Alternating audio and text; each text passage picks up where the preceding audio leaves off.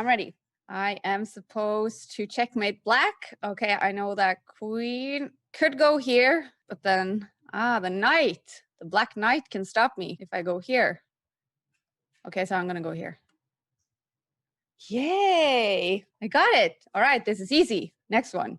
White to play and win. Okay. Well, I can go here. Oh. Something with the knight. I know it's something with the knight, but I can't take this. Oh, why didn't I do that? Magnus Carlsen, Sergei Karyak in New York, 2016. I was in New York when he played this game. I should know what he did. I should know what he did. Okay, I'm just gonna go for queen here. Needs to be something with the queen. Queen goes here, then king can take the queen. What other pieces do I have? I also, I'm gonna try the queen here. And I did it! Yay! I'm just as good as the world champion Magnus Carlsen. That's the feeling I have anyway. I'm gonna study on Chessable every day.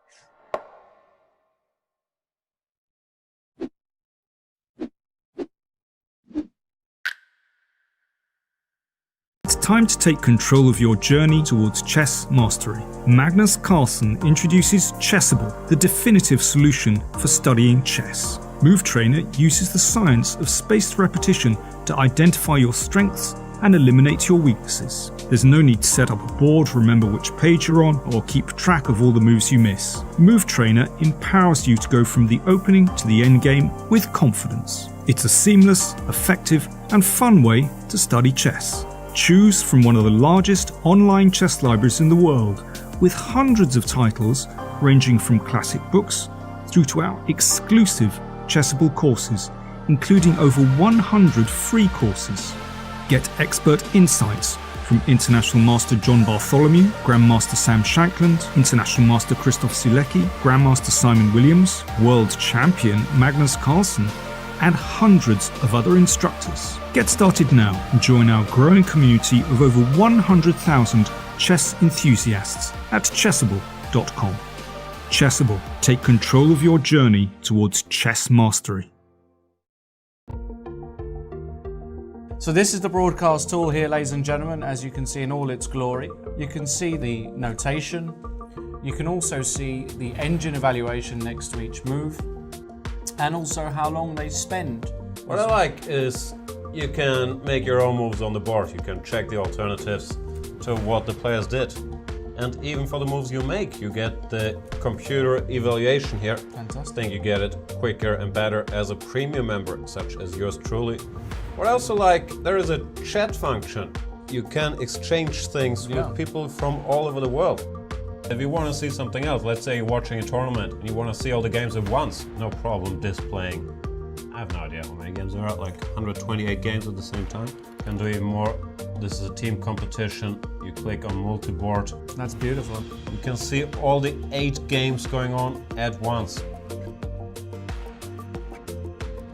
You can see the games and standings, which I... What we got? I'll click around. Games and standings here. Yeah.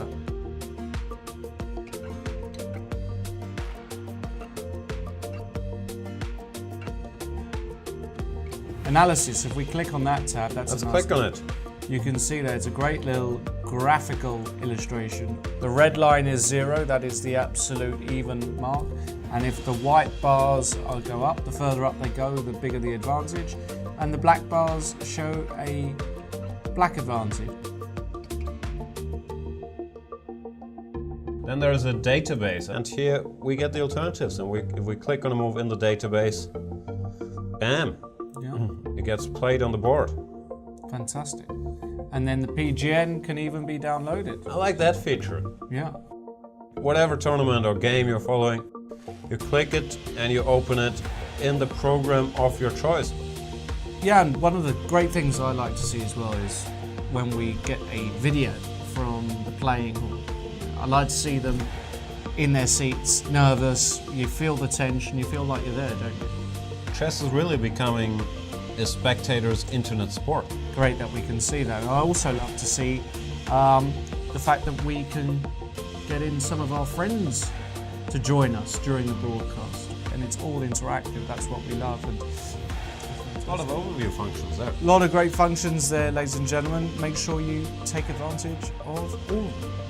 let's get back to the commentary. Keep tweeting us, hashtag C24Live. We love to hear from you. Ask us anything mainly about Lawrence life, but if you have other questions, they're also welcome. Also send us anything you like about Jan. Hashtag C24Live. Absolutely.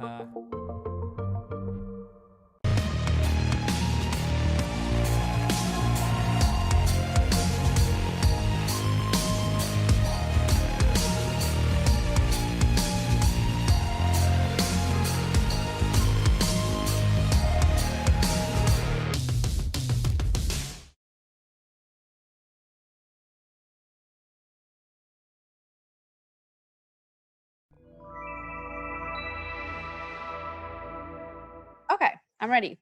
I am supposed to checkmate black. Okay, I know that queen could go here, but then, the knight. The black knight can stop me if I go here. Okay, so I'm gonna go here. Yay! I got it. All right, this is easy. Next one. White to play and win. Okay. Well, I can go here. Oh. Something with the knight. I know it's something with the knight, but I can't take this. Oh, why didn't I do that? Magnus Carlsen, Sergei Karyak in New York, 2016. I was in New York when he played this game. I should know what he did. I should know what he did. Okay, I'm just gonna go for queen here. Needs to be something with the queen. Queen goes here, then king can take the queen. What other pieces do I have? I also, I'm gonna try the queen here. And I did it! Yay! I'm just as good as the world champion Magnus Carlsen. That's the feeling I have anyway. I'm gonna study on Chessable every day.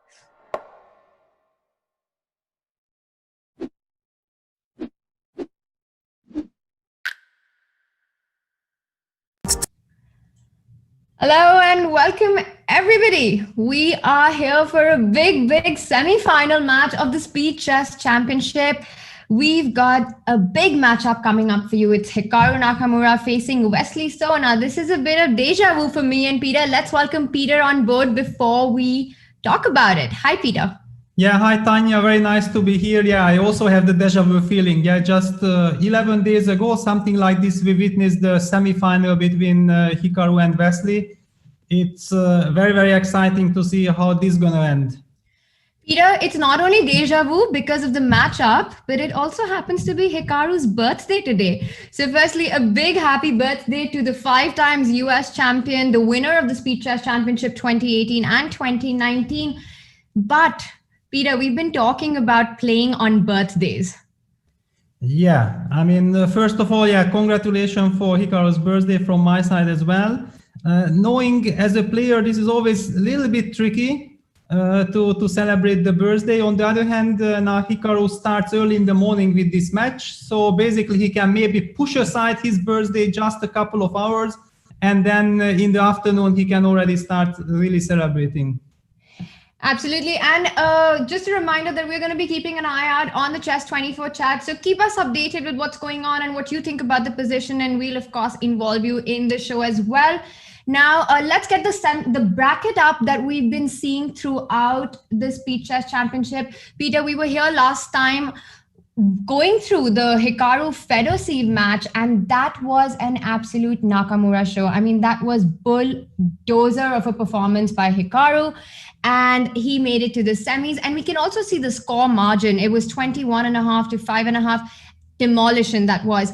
Wesley saw against Duda. Wesley also won convincingly, but not as much as Hikaru, but he made it through to the semis. And here we can also see that Hikaru beat Martirosyan and Fedosiv on his way to the semis, while Wesley beat Abdusattorov and Jan-Krzysztof Duda. In the other side of the bracket, it's Magnus Carlsen who beat Artemiev 13.5, 9.5.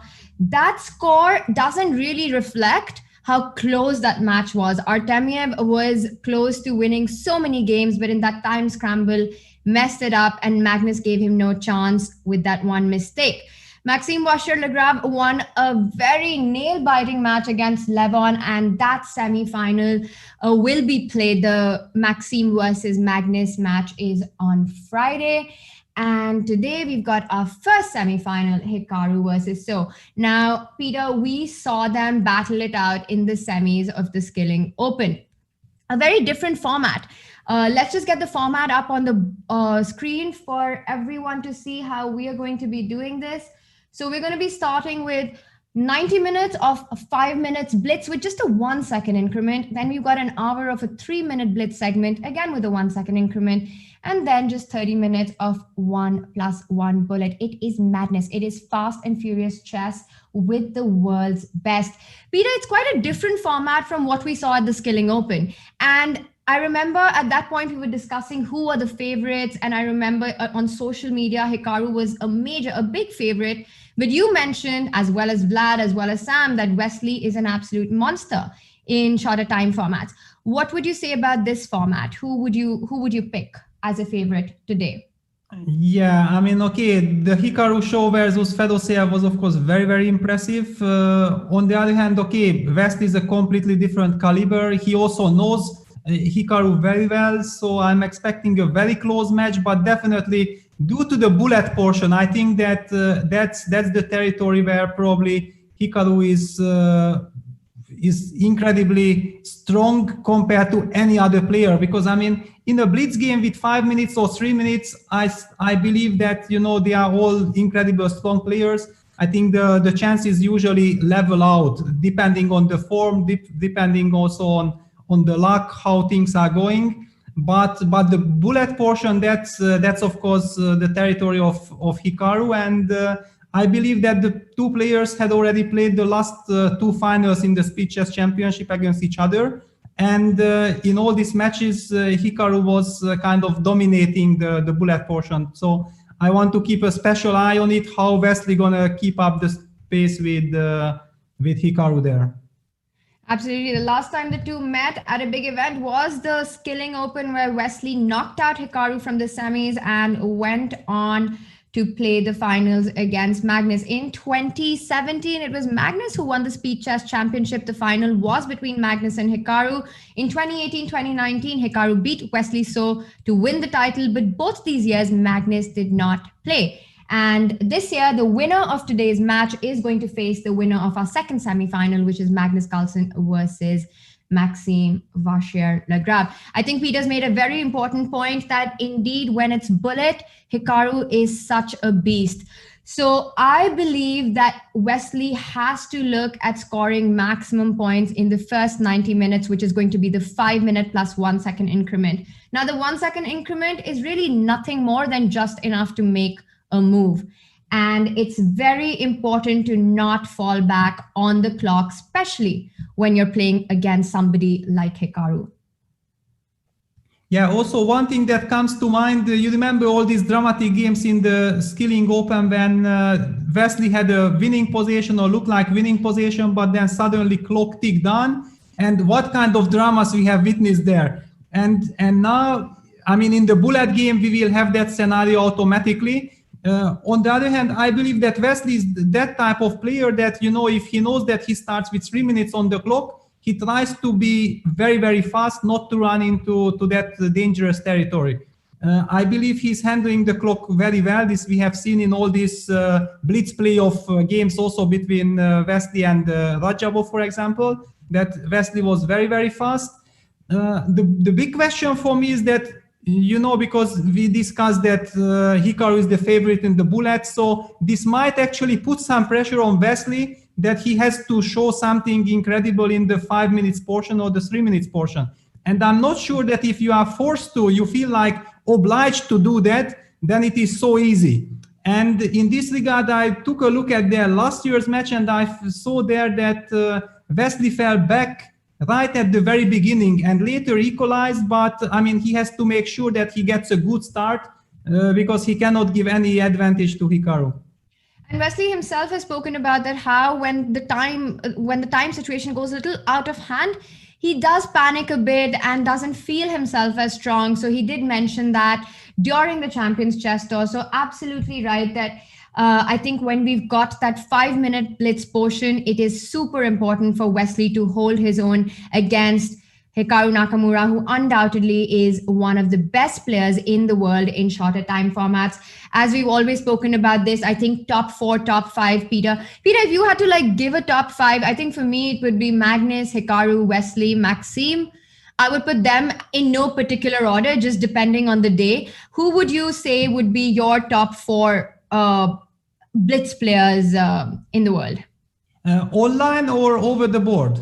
Let's go with online. Yeah, let's go with online. Okay, so far actually I haven't seen that much from Maxime, so I'm also looking very much forward to this semi-final against Magnus, because also Levon, Levon, people don't have him in mind that, he's the big artist and okay, he likes to play very high quality chess. But I mean, his blitz skills have been tremendous. I mean, I have been following his matches.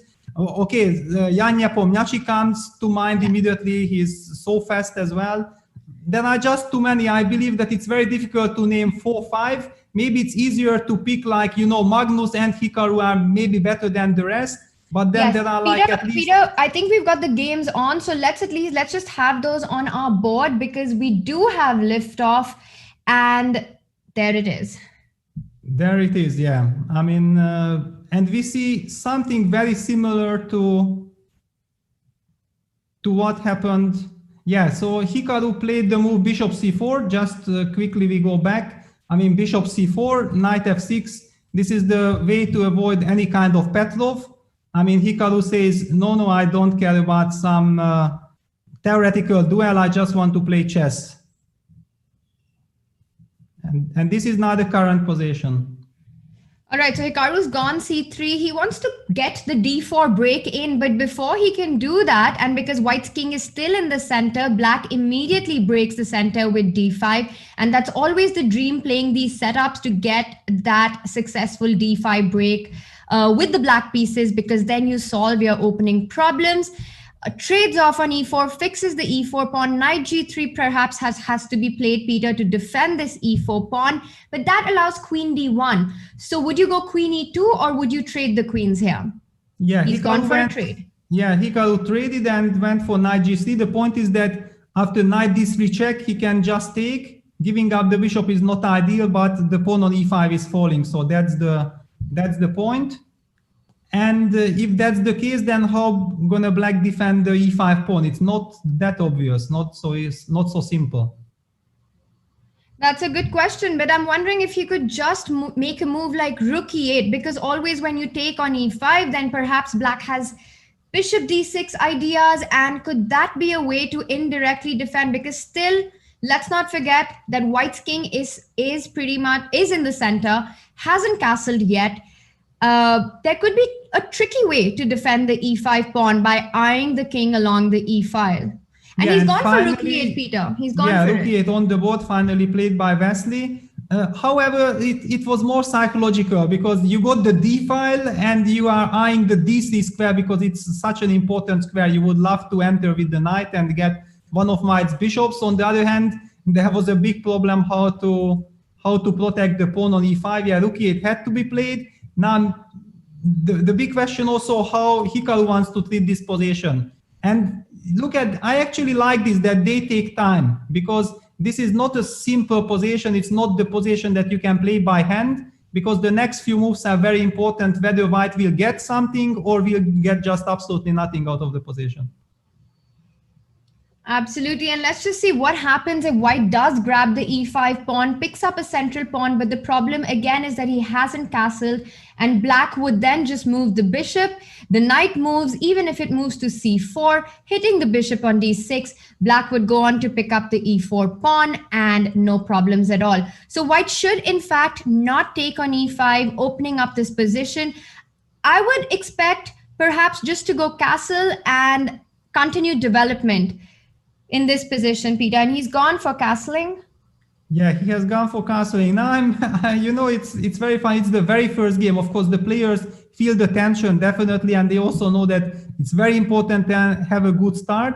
And look at this, they take time. And I wonder whether is this some kind of a strategy from Hikaru that, when it's kind of natural from the opponent point of view that if your opponent plays a little bit slowly, you also take your time, and then he lures Hikaru lures Wesley into the time travel phase. Yeah.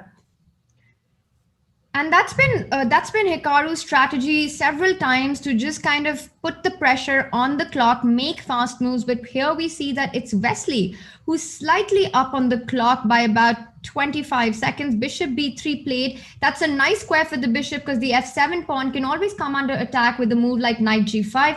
But nothing to worry right now because after knight g5, black will always have rook e7. So he's gone bishop e3. Continuing the development, wants to put the rooks on the open d file. Peter, what's our evaluation here? I like knight g4 because if black is able to pick up the bishop, that would be very good news, which is why white falls back with it.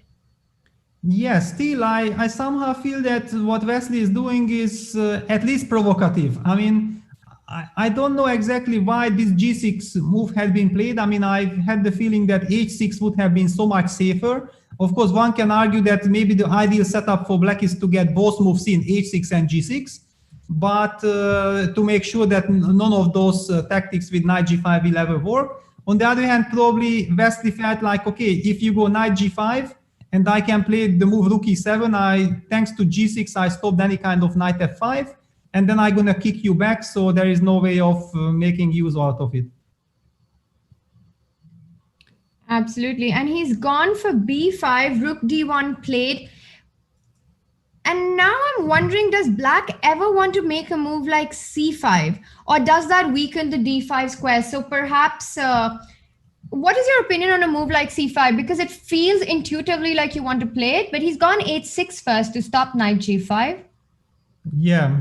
I mean, it looks that give black two moves like knight back to f6, bishop to b7, and you go c5, and then you say, yes, here is the answer to your question. I want to go c5, but you really need those two moves because otherwise it feels that some tactics might work.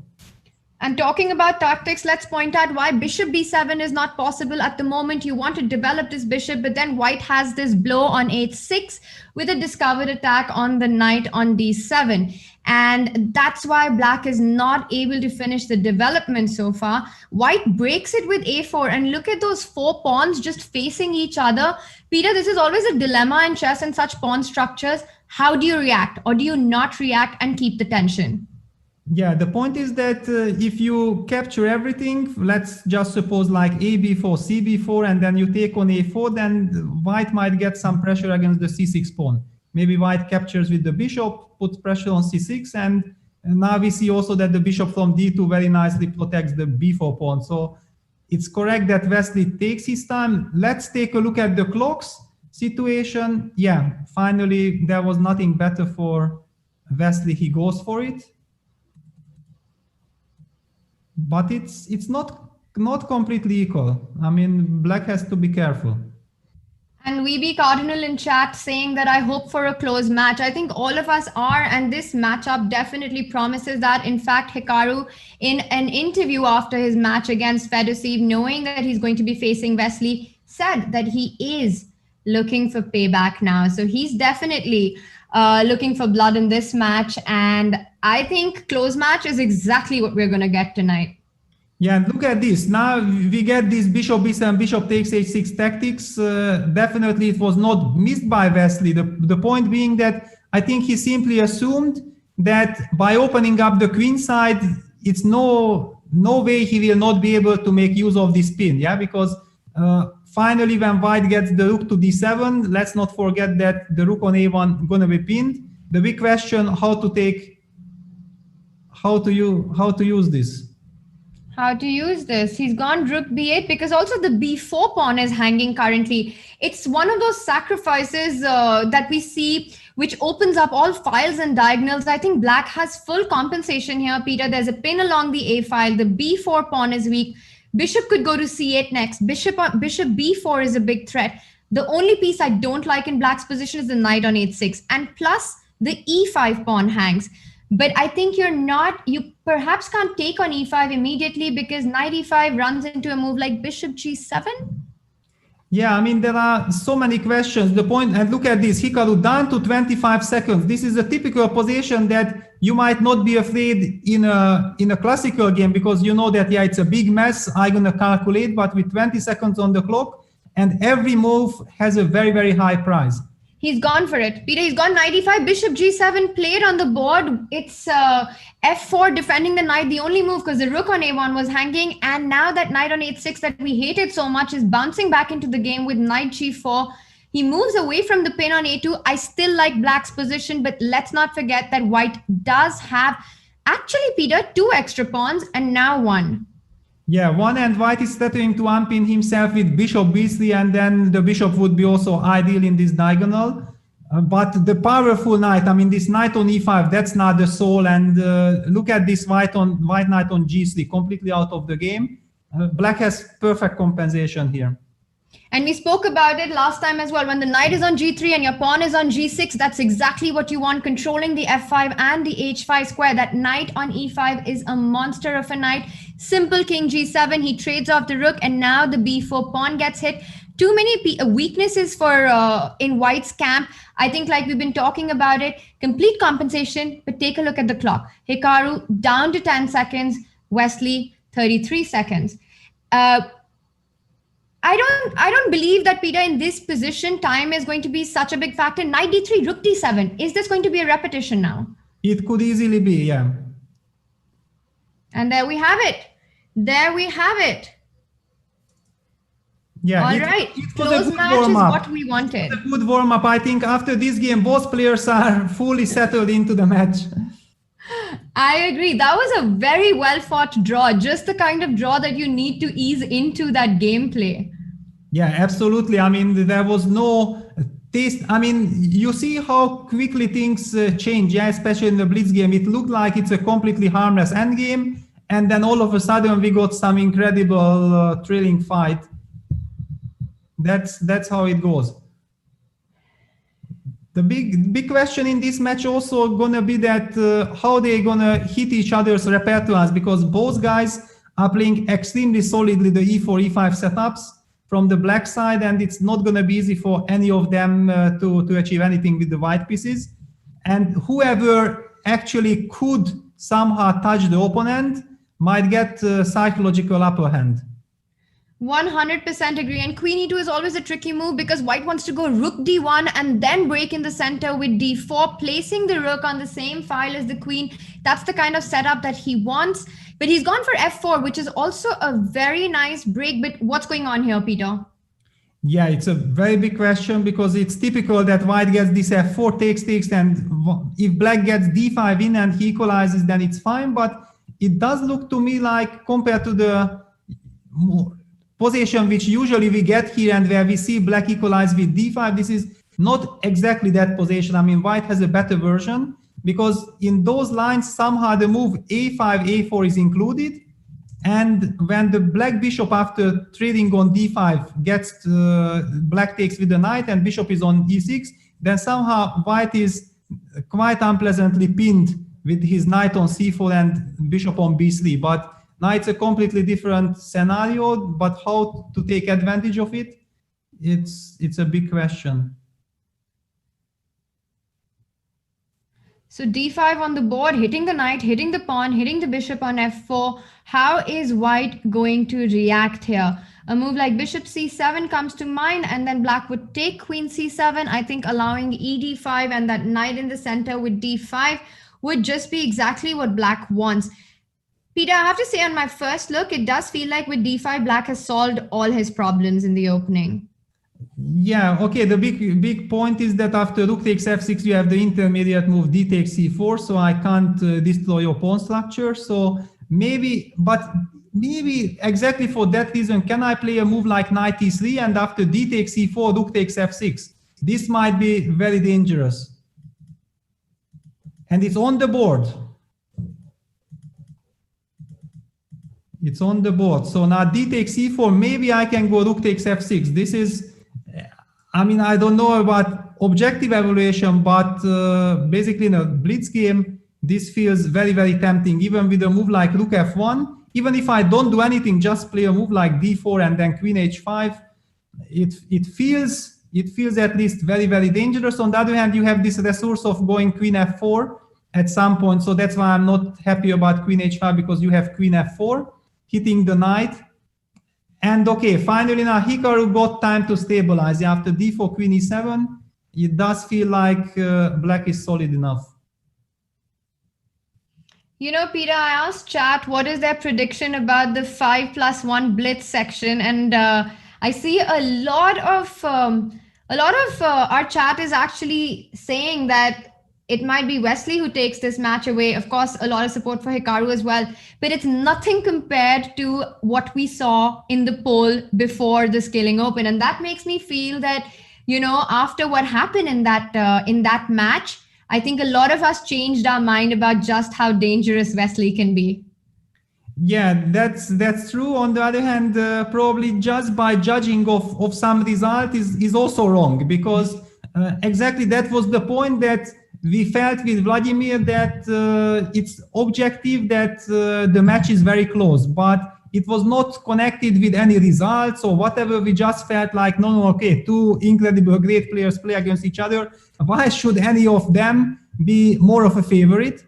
In this format, of course, with all this bullet stuff, I do believe that Hikaru is kind of a favorite, but if someone, then Wesley is the one who can actually stop Hikaru.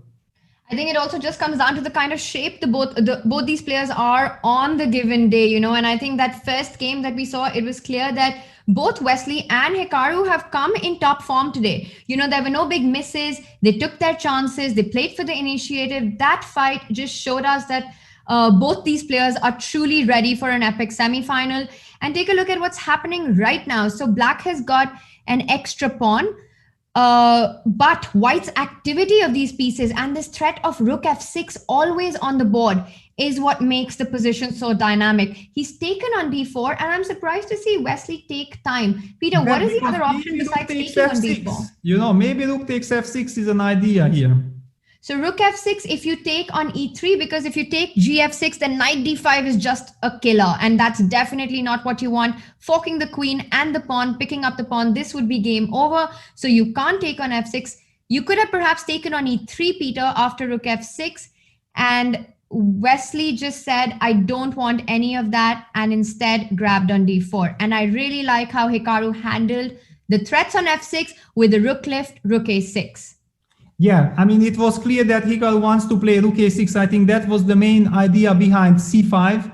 And you remember there was a game between Hikaru versus Wesley where Wesley was relying on this rook a6 in the Skilling Open, and then the rook was coming to g6. And we have seen that completely crazy game, which actually resulted in that big drama at the very end. And look at this. Somehow I have this feeling that the first two games show that both players have incredible big respect for each other, because it feels to me like they take some risks, but whenever they feel that opponent reacts nicely, with style, with high class, they immediately make the safety first approach. And this looks like it's going to again fizzle out into a draw. The pieces have been traded off, a queen and rook versus queen and rook. Equal pawns. The d4 pawn is under attack. He could not have done the intermezzo queen d4 check, because then White can just play queen e3 or rook e3 defending that rook. Everything's been traded off, calling this a draw. Again, an interesting opening, Peter, like you said, where both players took some chances, but the moment they felt that, you know, the other player also has it under control, they decided to call it quits on that. Yeah, exactly. And it shows, it signals to me that, yeah, this is a match both players take extremely seriously. They don't want to take dubious chances. They want to rely purely on objectivity. And if one of them gets the lead, then of course the other one will be forced to do some crazy stuff. But till that moment comes, they don't want to go crazy. And I think this is also absolutely correct. It also means that the match probably going to be really close. I believe that till the very end, till the bullet section, we will have a very close match. But at some point, things going to go out of control. How it will end, I don't know, but it will come to that point. I love it. Things going out of control is exactly how we all like chess to be, especially when it's this exciting format. And there we see Queen C8. Hikaru taking a little bit of time. And I wonder, Peter, this, just makes me think about that, how I think he kind of also wants the format and the games to go into that shorter time control as quickly as possible. I want to call out that I think Hikaru considers his best chances in the bullet and perhaps better than the 5-minute and the 3-minute section. So we might see him burning the clock in obvious situations as well. Yeah, on the other hand, okay, here the risk of Wesley continuing is quite little, but on the other hand, if I would be in Wesley's shoes, if Hikaru does it 1-2 times, then I might say like, okay, I just gonna continue and look at this, Wesley does it. He doesn't give another perpetual check, or maybe he will. Yeah. And that's it. We have a draw. And in fact, even Fish45 in chat has the same opinion that Naka trying to game the clock to burn the match down. I agree with that. We'll see what happens, of course. But I do believe that Wesley's big chance has to be in the 5-minute portion. But let's see. We've still got over an hour left on that. So lots of games. And interesting. So the knight is developed from A3 this time, Peter. It can always come into the game from C2 and then go to E3 as well, or through C4. Well, actually, I have the feeling, and look at this A5. That's exactly what I meant, that black should include A5. And Hikaru did something different. And Wesley got the dream setup. Now look at this. Black saved the move H6, because usually you play the move H6 because you are afraid of bishop G5. But now that the white knight was forced to E3 earlier, black saved the time and black equalizes. And maybe actually Hikaru felt like, I want to see how Wesley reacts to the line which he has just played against me, and got some kind of an initiative. Actually, I saw that it was a very interesting psychological moment, just to see how your opponent reacts to the line with which he posed some problem. On the other hand, if Wesley had prepared this line seriously from the white side, he definitely knows it also how to handle it from the black side. And Queen D7 offering a queen trade. White has to keep the queens on to keep the game going. And I'm wondering if Queen G4 can be an option here to try and insist on that. But of course, he's gone for it. He wants to trade these queens. I think Queen E3 is just a very uncomfortable move to make, Peter. You don't want to place that queen in front of your bishop, stopping its development. I do not see a way for white to escape the trade of queens. Yeah, usually I would say that it's not such a big problem for white to change the queens if you have the two bishops. But the point is that black's pawn on A4 is very, very powerful. And basically, it stops white from activating the bishop via B3, so white cannot really put pressure on black's central pawns. And black is not in any hurry to capture on E4. So basically, this compensates for the loss of the two bishops. And yeah, Hikaru finally goes Queen E3. Look at this. He believes that, yeah, if I want to get something out of this game, I have to keep the queens on the board, but it's also risky. Very interesting choice by Hikaru to move Queen E3. My problem with this move was that now white has to waste a little more time in completing the development. But like you said, Peter, it's what Hikaru believes his chances are better with the two bishops to keep the queen on. He pushes the queen away, and perhaps after the queen falls back, Hikaru could move back to Queen F3 and then take out the bishop. Yeah, I mean, for example, Queen F3 looks like a very natural move. Then maybe Bishop G5 is kind of a threat. If that's a threat, then black can simply play the move H6. If he wants, I'm actually... and Hikaru goes Queen G3, not allowing any H6. That's a nice point, that Queen F3 perhaps allowed H6, and he stopped that because now H6 is met by... But it's still not met by Bishop H6, Peter, because you've got Knight H5 in that position.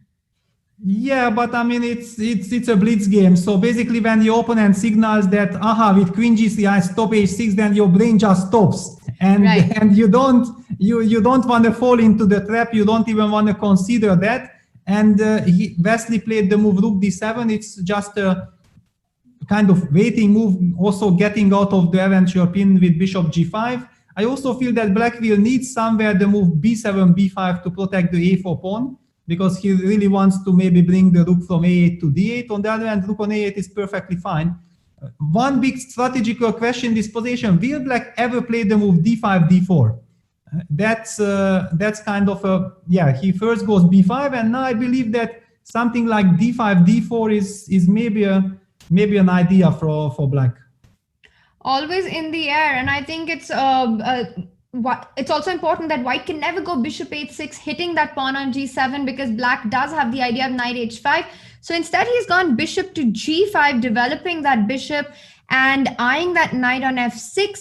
The d4 possibility is in the air. He hits it with h6, and I think this is the idea that we were talking about, that the pawn on h6 doesn't hang, Peter, and you can show why. Yeah.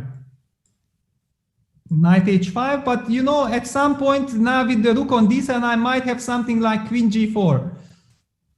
That is true. That is a very nice point, actually. And with the rook on d7, you can't take queen h6 because the rook hangs on d7. So you perhaps have to trade queens. He's gone bishop d2. He did not like knight f6 hitting the pawn on g4 next. So he's kept the two bishops. And Peter, your idea of playing d4. Why did you like d4 so much? What is the advantage of getting this move in? Well, I mean, the point is that if Black gets something like bishop b6, and then even, okay, the pawn on a4 I will keep, but okay, Wesley goes king h8. I don't believe that was necessary. On the other hand, very human, very natural. I mean, okay, you can never forever calculate bishop takes h6, because in a blitz game, it will always take time from you. So Wesley says, okay, let me remove this king. Anyway, White doesn't really have much to do, and White goes a3. He just wants to fix the queen side. Wesley goes bishop a5, continuing putting pressure. I mean, you see the point that the bishop on c2 is quite dead. This bishop on d2 has to guard the c3 pawn, but White structure is kind of limited. Yeah, rook d1 played. I mean, White is on the defensive now. I really like Black's position, and Black could continue to steamroll those pawns with a move like c5 as well now. He's got everything under control, the big space advantage. He's killed the two double bishops, that White has. He's gone bishop b6, eyeing this pawn on f2 in certain positions.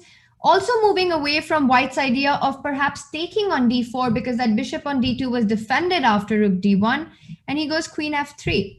Exactly. I mean, there was just very quickly, let me show a very nice line that I spotted, that if Black plays the move c5, White can maybe capture on d4, because bishop takes d2 runs into d4, d5 intermediate move, very important.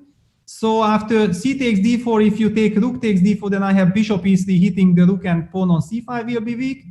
And if you capture c d4, then I can take on a5, rook a5, and play something like bishop b1, get bishop to a2, rook ac1, and suddenly White gets perfect harmony with the bishop on a2. I just wanted to highlight this because strategically it was quite important. I love this plan of bishop b1, bishop a2 to improve this dead bishop on c2. You want it on that a2 g8 diagonal, and I think we're going to see this plan by Hikaru for sure very soon. And I think rook d8, again, a nice move. You see that d3 pawn is weak. You want to go queen d7 if the bishop from c2 moves away. So he's keeping the pressure on that. He trades off the bishop on d4. Yeah, this is exactly the strategical risk what I have been talking about, why I felt that this whole stuff is very risky for White, and I'm not liking it, and d5, d4 is always a strategical idea. Look at this. Black got a wonderful knight against this very, very passive bishop. I mean, Black is in total control. Wesley has 2 minutes on the clock. I think this is quite enough time to use this position, because all these c5, c4 ideas are there. I think that White is actually strategically lost, so he needs some tactical miracle to survive. But how? Hikaru always shows us the tactical miracles that are possible on the board. It does look like a difficult position, but we've seen Wesley in very strong positions with big advantage. When he falls short on the clock, he somehow messes it up. It's going to be interesting to see if he's able to convert this time. Is rook d1? So rook d1, you still have rook f1, keeping things under control, because otherwise that bishop on b1 was lost. He hits it, but what happens to rook d1 check now, Peter? Yeah, it just game over, I believe. Rook d1 picks up the bishop, and there we have it. And there we have it. But Hikaru, the resourceful Hikaru, continues to fight, but this looks bad news. Yeah, Very bad completely. news. Yeah, and Hikaru designs because not only a piece, but it's the monster piece on e5. Wonderful strategical game by Wesley, and immediately we see Hikaru changing and going for the Najdorf. Rook G1, we've seen this move by Magnus as well. It has picked up in popularity quite recently, but I remember, Peter, I think it was you who said that this is actually quite an old move and it's a classical way to respond. White wants to get G4, G5 in. Yeah, I remember because it was like Ivanchuk used it against Kasparov maybe in 2002 Linares, something like this. I mean, in some old Linares, so I know the move Rook G1. But it was very interesting that Magnus used Rook G1 himself in a couple of Banter Blitz games against Yugilov, I believe. And then suddenly, a few months later, Jan Nepomniachtchi with the white pieces played it against Magnus. And then I thought like, wow, if someone like Jan is ready to use it against Magnus himself, that shows that the move really has potential, because it's not like a big surprise for Magnus, and he was posing problems. It was very interesting. I mean, posing problems, and take a look at what Wesley is doing, because he's clearly posing a lot of problems. The pawns have advanced to h5, g5. If black goes short castle, he always has to think about moves like g6.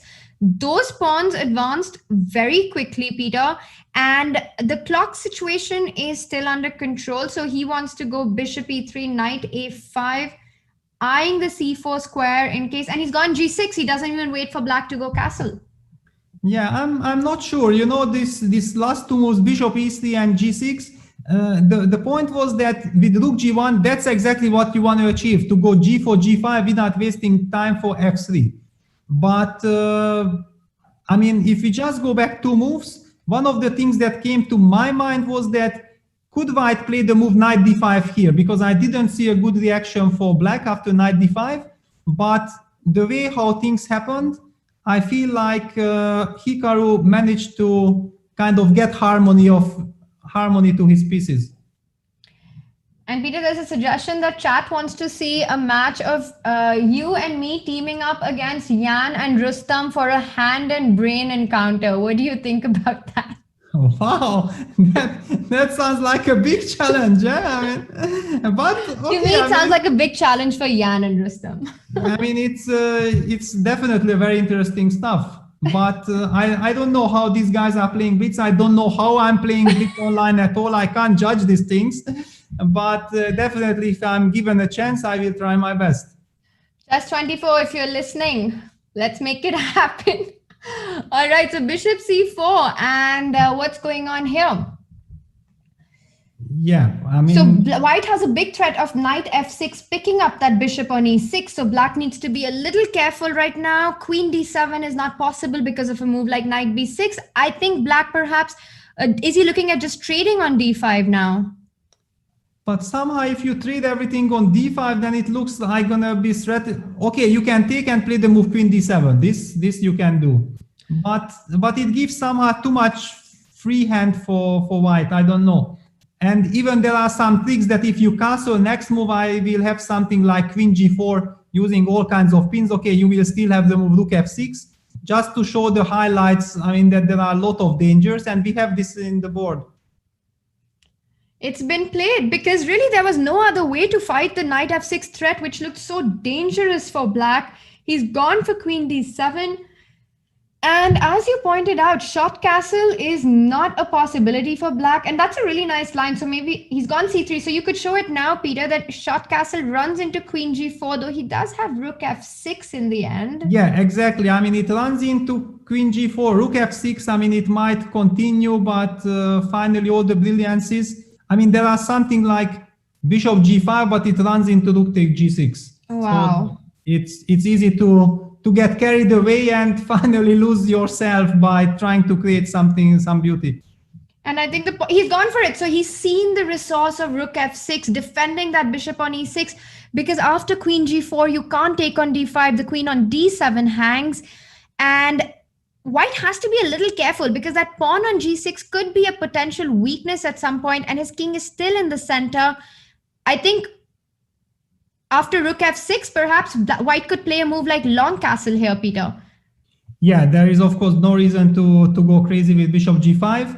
Something like long castle, because it's also not entirely obvious for black how to untangle. On the other hand, maybe black can simply say that, you know what, the position is blocked, yeah, long castle on the board, and maybe I just gonna play rook e8, bishop f8. I don't know, I'm not just mentioning some moves that stabilize the e6 bishop, or maybe black can also simply maybe try to protect the queen on d7. It's something like rook d8, and then, yeah, rook d8 happened.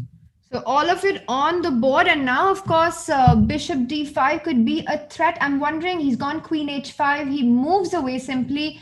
Black might have to be careful with an idea like bishop h6 at some point. So that's always in the air. Yeah, bishop h6 in the air, and after bishop f8 there is bishop g5 tactics. That's beautiful. That's beautiful. And hg5 is mate on h7. Otherwise, you win material. That's a really pretty move. Yeah, this already shows that why Hikaru has to spend time. I mean, definitely he would like to play faster, because we have seen that in the first two games, somehow Wesley was always up on the clock.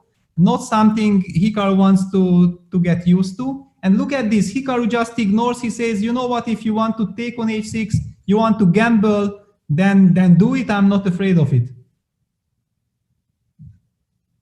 And Wesley goes for bishop h6. Oh my god, it's happened. So bishop h6, this is the kind of chess we live for. Queen h7 was a threat. The only way to defend it was to move back with the bishop, the only square on d8.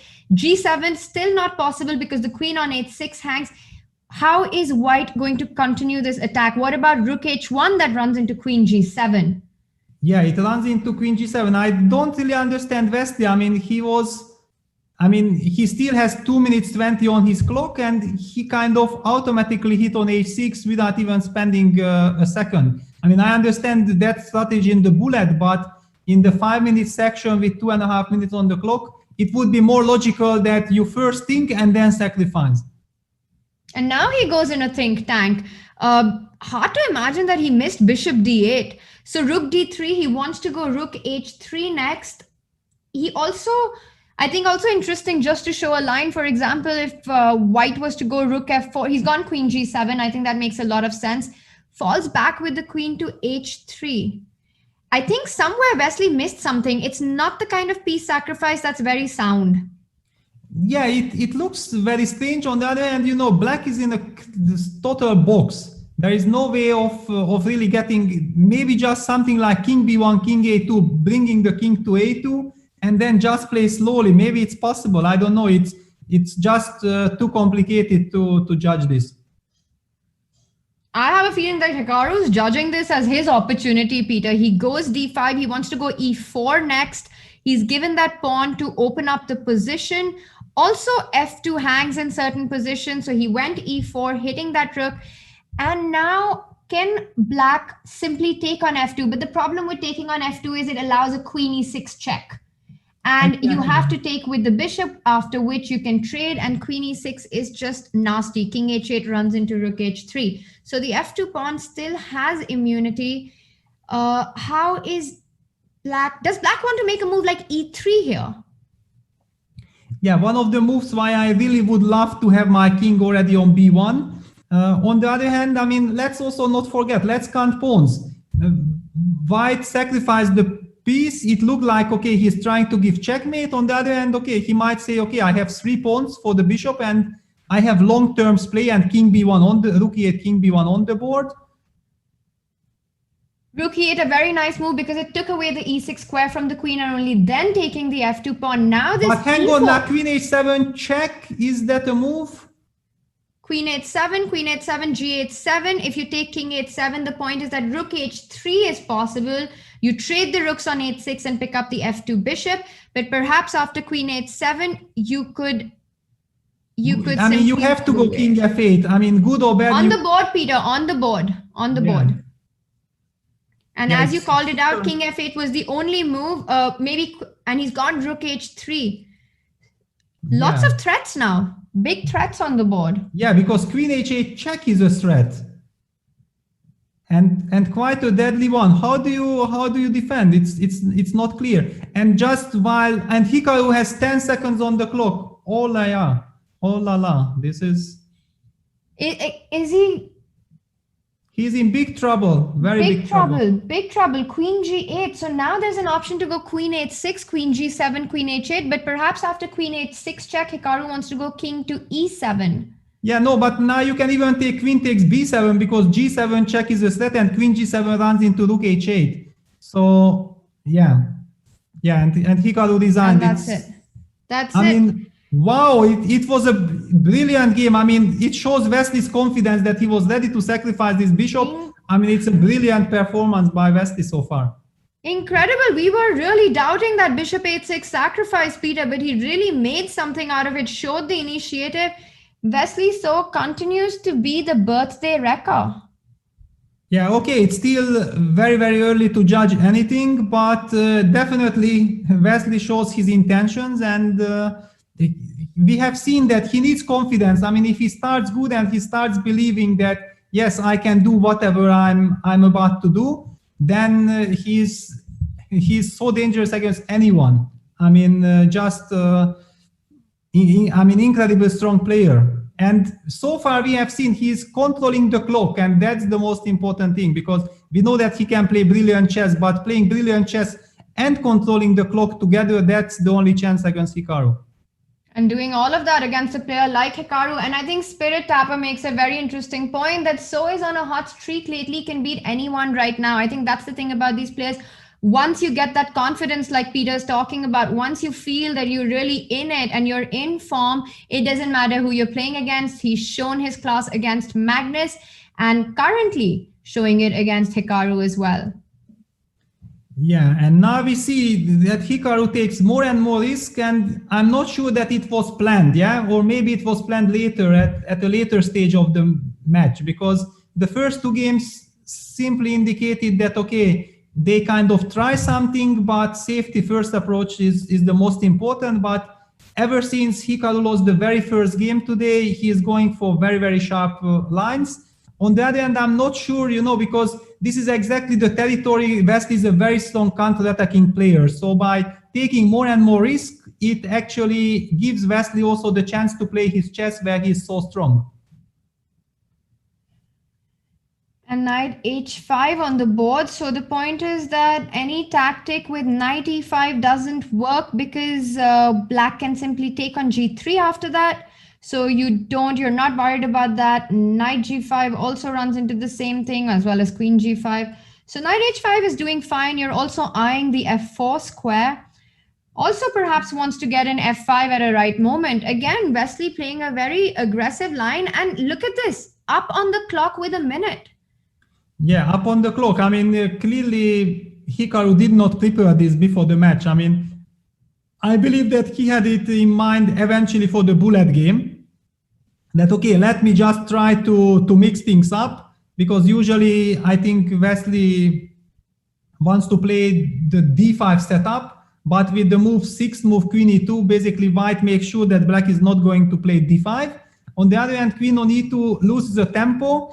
And especially with this bishop g5 trying to pin the knight, it runs into this a6, g5, knight h5. It's the very natural, most ambitious way of reacting with the black pieces.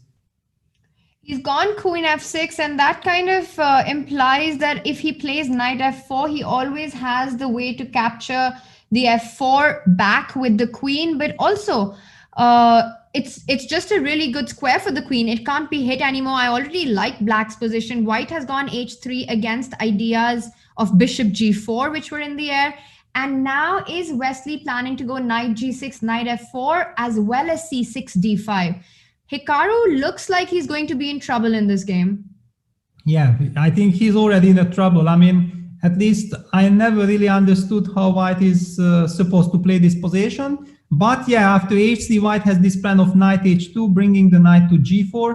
Maybe now it's time for black to change the idea. He goes for knight f5. I was thinking that maybe queen g6 followed by f5 also made sense.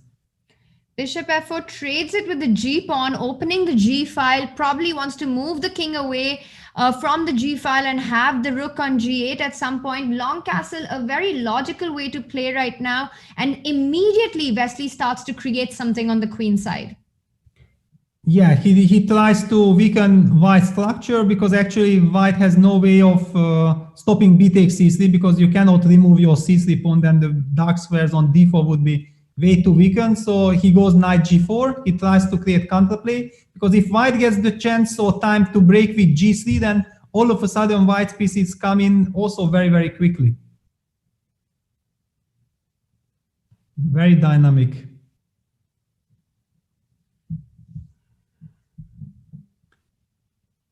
And look at this. Hikaru takes c takes b4. Wow. He really believes, yeah, he wants to go knight f3 and says that, okay, after c takes b4, now with the knight on f3, I'm controlling the d4 square and I just want to go g3. And look at this. I have a wonderful bishop on b3. I might put my king on b1. And if I'm going to start breaking the g file and I'm going to get g3, rook dg1 in, then where do you go with your queen and king?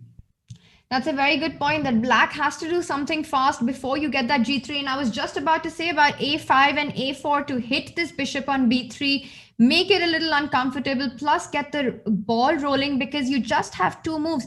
I think a5, bishop d3, bishop a6 and a4 are big ideas. g3 played immediately. We have it on the board. How is black reacting to white's threat of gf4 and rook g1 now? Well, actually, I have this move knight g6 in my pocket, which is quite a safe move.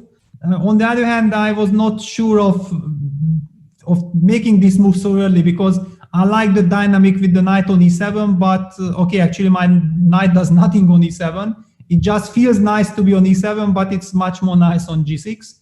But somehow this knight g6 felt loose. I'm not sure why, but I was not 100% sure that I can do this. Rook g1 is still possible, and it's been played now after fg3. He wants to take it with the rook. Knight f4 is just one threat on the queen. You move it to c2, and then you're eyeing that g file. Black has to deal with the immediate problem of this g file opening up. King h8 looks like one move that you really want to get in these positions. And look at this, but look at this. Wesley captured on g4. I mean, okay, after rook g1, it felt like if the time has, I mean, if there is any time to capture on g4, then it's now. But on the other hand, giving up the light squares, I'm not liking this. Peter, it's like a race to each other's king. I mean, white is really eyeing black's king here, but look at black's position on the queen side as well. He's managed to get a3 in. I think bishop g4 just felt like the move you want to make in blitz because it blocks this g file. Hikaru insisting with g5 to open it up. After g5, is black considering h5? Well, but the point is that after e takes b2, I always play king b1, and with the bishop on c4, I don't see where is the counterplay, and Wesley goes c6. He doesn't want to include ab. On the other hand, once I got my pawn to g5, there is no way you're gonna stop opening anything, because after h5, I'm just gonna switch and go back rook h1, hand down the h5 pawn. I mean, to me, it looks like this bishop take g4 was strategically a losing move. Oh, wow. Yeah, it very well could be, and gf4. And now, interesting that he's thinking, because knight f4 is such a natural move, but actually perhaps not such a great one, because after white moves the queen and he gets the intermezzo d5 in, and white gets the intermezzo g8-6 in. Yeah, I mean, but simply in long terms, this king is checkmated on g8. I mean, look at this king on b1 is perfectly safe. You cannot really touch it, but this king on g8, whenever the g file opens up, or the diagonal, I mean, a to g8 diagonal, e5 pawn is about to fall, f4, f5 is a threat. I don't know, it's looking very, very bad for Wesley. And I think the most difficult thing to deal with is that black can create literally no threats against white's king. So it's really Hikaru who's on big attack mode right now. He's taken it back with f4 and knight e5, taking advantage of the pin along the g file. He moves to defend the knight with the king to g7. Yeah, not just rook g4 wins on the spot, yeah. Oh, that's a beautiful move. Yeah. And immediately Wesley calls it a day and moves on to the next game. The point is that the queen moves and the white rook picks up the bishop on b4, and that's game over. I have to say that this is a really nice win, not only for the result, but the way Hikaru won. Yeah, I mean, also it was such a game that it's very hard to evaluate because it was so messy. I mean, definitely Wesley has now this bitter taste that he felt that he was doing good, but where exactly did things turn? And then this sometimes stays in your head, yeah, because it was not like you got outplayed, but it was like some very special position and somewhere I went wrong and you still don't know where. Okay, bishop takes g4 was of course a terrible strategical move. I think he just had some terrible hallucination, because otherwise I cannot explain. That's what I like in Wesley's play, you know, that usually, as Magnus also said, that he never makes tactical and he never makes strategical mistake. And this bishop takes g4 was the move that actually, okay, I almost said, wow, what is it? d5 would have been met by knight c5, so the bishop was not trapped. And then bishop c5? Yeah, no, because before bishop e3. Oh, right. Yeah. So he played bishop e3. That here after d5, black has knight c5, hitting the queen, and then he can remove the bishop. So. And after bishop e3, d5 becomes a real threat. So he went b6 to create a square of b7 for the bishop. Queen c4 hitting it, falls back to b7. Does white want to just continue simply with development with rook e1, or can he create something in the center with taking on e5? Yeah, he tries to play very fast because he feels that, you know, Hikaru continues taking risk. He wants to get out of Wesley's preparation. He wants to do something which Wesley did not anticipate. On the other hand, I love Wesley's strategies very much against all these things, that if your opponent does something strange, then just go for center strategy. Bring all your pieces to center, make your opponent regret his decision. And Peter, look at this move I did not see. Bishop a6, hitting the rook on f1. That's a skewer on the board. You don't want to make a move like knight b5, I believe, because black can go c6. Still looks very messy even after that. Yeah, I mean, also moves like queen c6. I mean, I'm not sure that with black you really have okay, can you take on f1? I'm not sure you can take on f1 after a move like queen c6. If queen c6 is played, I think, Peter, he might go bishop b7, hitting the queen again, but I think bishop f1 is what we're going to see from Hikaru. Because bishop b7, I can go queen a4, and then I'm using the pin. Yes, and that's not nice at all. Yeah, after queen c6, you have to take on f1, and one of the problems, I don't want to remove my rook, so maybe I have to recapture with the king. But no, Wesley says that no, knight b5. I'm gonna go for this knight b5 stuff. So after c6, we're gonna see some sacrifice. Which sacrifice is it? Or he just gonna go knight c7 check? Knight c7 is a possibility because queen c7 is queen a6, and after c6, I think there are so many interesting options. Peter, even so, if you take ed6, the point is that black will capture with the bishop. So this perhaps is not the best way for white to continue. So you can't take on d6. Knight g5 runs into bishop g5. I think, Peter, knight c7 looks like the most probable option here, because I don't see a way for white to continue the pressure. Yeah, well, I mean, yeah, knight c7 played. I mean, it was also clear if already Wesley went for knight b5, then he wants to go for knight c7 because he knows that he is little bit better. On the other hand, I feel that black is very, very close of equalizing. To my mind, you know, this exchange sacrifice with queen c6 was very principled, but the line I was calculating probably is fine for black. So it's understandable that Wesley chose this. He keeps a small pressure and he's done on the clock, so he has to play some position where he can speed up. Practical decision by Wesley. Rook fd8, queen c4 back.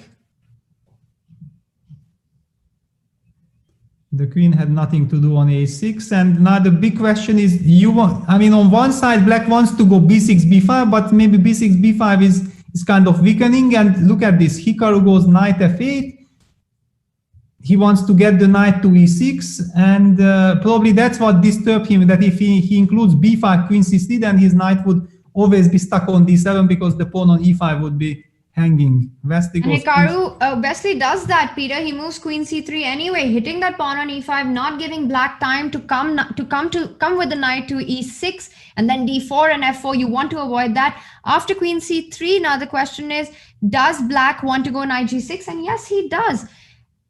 I always like moves like g3 here, just simply killing the knight. When you see a knight, and it's played. So whenever you see a knight on g6, you go g3. When you see a knight on g3, you go g6. Yeah, if it would be so easy, it would be nice. But in general, you are perfectly right. Yeah, that 80-90% of the cases, this is always a very, very nice strategy. And we see also Wesley immediately play g3. He hints also at some h4, h5 ideas. These are all typical, very nice ways. And look at this, c takes d3. So Wesley is in the mood to try to spice things up.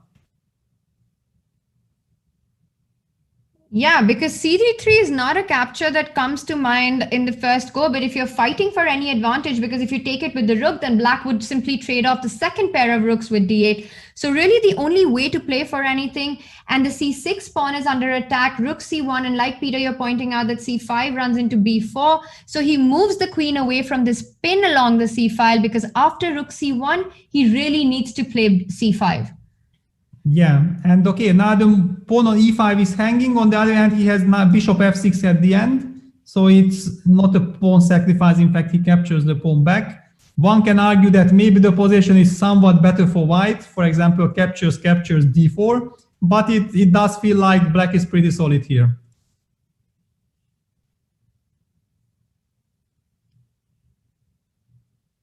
Yeah, very interesting decision. Queen d7 by Hikaru, and he's up on the clock, which is good news. Wesley decides not to capture on e5 because of the line you pointed out, Peter. Instead, he just makes a simple move, king g2, and throwing the ball on black's court and asking, what do you want to play next? I think white wants to perhaps get an h4 at some point. And yeah, I think h4 is a possibility here, just threatening h5 to move this knight, to hit this knight. He goes rook d2. Now knight e5 is a threat, Peter, because the b2 pawn is defended. Yeah, on the other hand, it feels to me like Wesley went into the defensive. I mean, it feels that he hoped for something. I mean, when he took c takes d3, I believe he had in mind that he's fighting for advantage, and maybe this queen d7 simply hit him psychologically, because he's kind of under pressure with the clock. And but okay, a3, if he gets b4 in, then we can say that, yeah, queen b5 is correct. It's nice.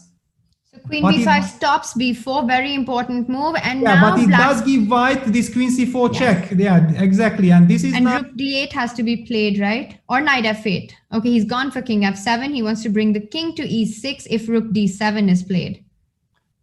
Yeah, the big question is, look, this he goes knight g1. Yeah, he wants to bring the knight as quickly as possible to d5, or at least to c3.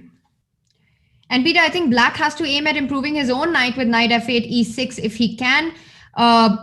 Before he trades on d8 or after he trades on d8, that knight on g6 needs to get to a better place. Yeah, I mean, rook d8. Okay, rook d8, it's kind of correct, because if he manages to exchange the rooks, and he managed, then he might say that, okay, I understand you are better. On the other hand, I'm very, very solid. Let me just, what? Knight f7. Very nice. Very interesting way to improve the knight. Now knight a7 is met by knight d6, hitting on c4 and e4. So you're not blundering a pawn. I really like this unconventional knight maneuver from h8 to f7 to d6. Such class. Yeah, and now with knight d6, okay, knight d6, can he make sure, yeah, if white is forced to trade the knights, then it's just a draw. Then there is nothing to talk about. It's just a draw, and it's done. We are going to see a draw again in this one. So, but they're still playing, so black fixes it. All the pawns on the dark squares, a bad bishop for black, but that's just not enough because there are no weaknesses in black's pawn structure. So he continues to fix it, and we see that the game has been drawn. Peter, I have to say that every game, regardless of the result, has been quite a fight. Yeah, it's tremendous quality. I mean, we see incredible quality here. And look at this. Wesley goes for the d5 line. I was telling you, yeah, because in that game, he first castled. And after castles, Hikaru played the rare move queen e2 and then was going for this adventure with bishop g5, making sure that black was not getting d7, d5 in. But by choosing this move order with d5, basically he fixes this structure right from the very beginning. And this is the current position now. White fights to get b4 because that's the only way for white to try to get anything out of this position. White need this pawn get to b4. So he's moving away from that a file pin so that he can play b4 next, and rook d8, pinning that knight on d2, knight e4 was a threat. So white moves away with the queen to c2, defending that e4 pawn. And as Peter pointed out, white wants to get in b4 next. Yeah, b4, because then you grab some space. You also ask some questions to your opponent. On the other hand, okay, black anyway cannot stop b4, so he makes sure that he gets ready for it. But my feeling is that if white gets this in, then especially in a blitz game, because objectively I don't know how serious it is, but in a blitz game you might have the feeling that with white at least I achieved something, so I have something to play with. What it will bring, I don't know, but definitely Hikaru is in control now. In control, what Hikaru really wants to do is maneuver that knight on d2 to a better square, either via c4 or f1 next. And bishop e6 continuing with the development. I'm wondering, you know, the position looks very pleasant for white, but how is it that white is going to continue playing? Do you want to give the bishop on c6 to ruin black's pawn structure?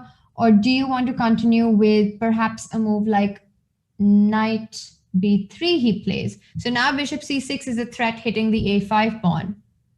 Yeah, on the other hand, I'm not sure that this knight wants to go to b3. I believe that he would actually love to get bishop back to f1 and go knight c4, but he just is not in time.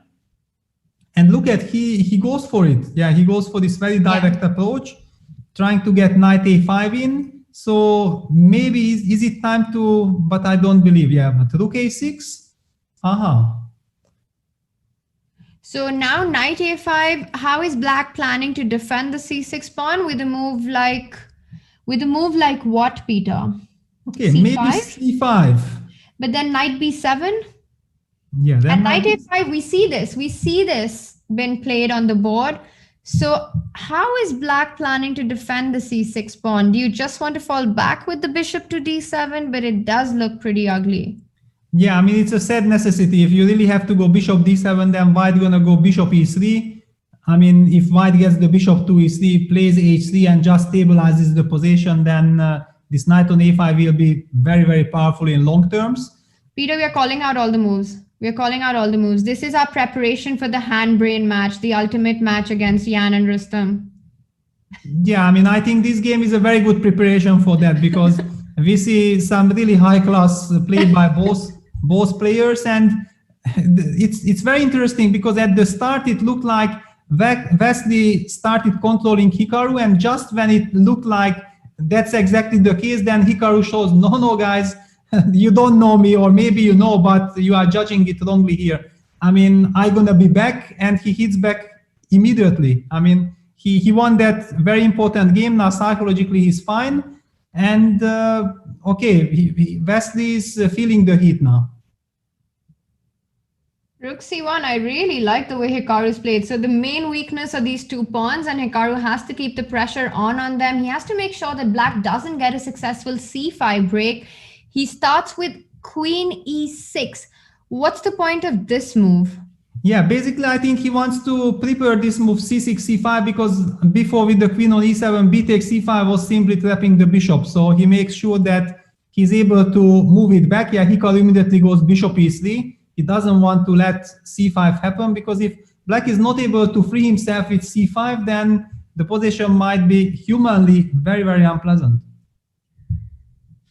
So chat, the fight is all about getting a successful c5 break in this position. And actually, if black does manage to do that, black will have chances because he does have the two bishops. The problem is these two pawns on c7 and c6 are really killing the vibe of those two bishops. Knight d2 wants to jump in with the other knight on b3 perhaps, more than c4, Peter, so that the knight on b3 can really take control of the c5 square.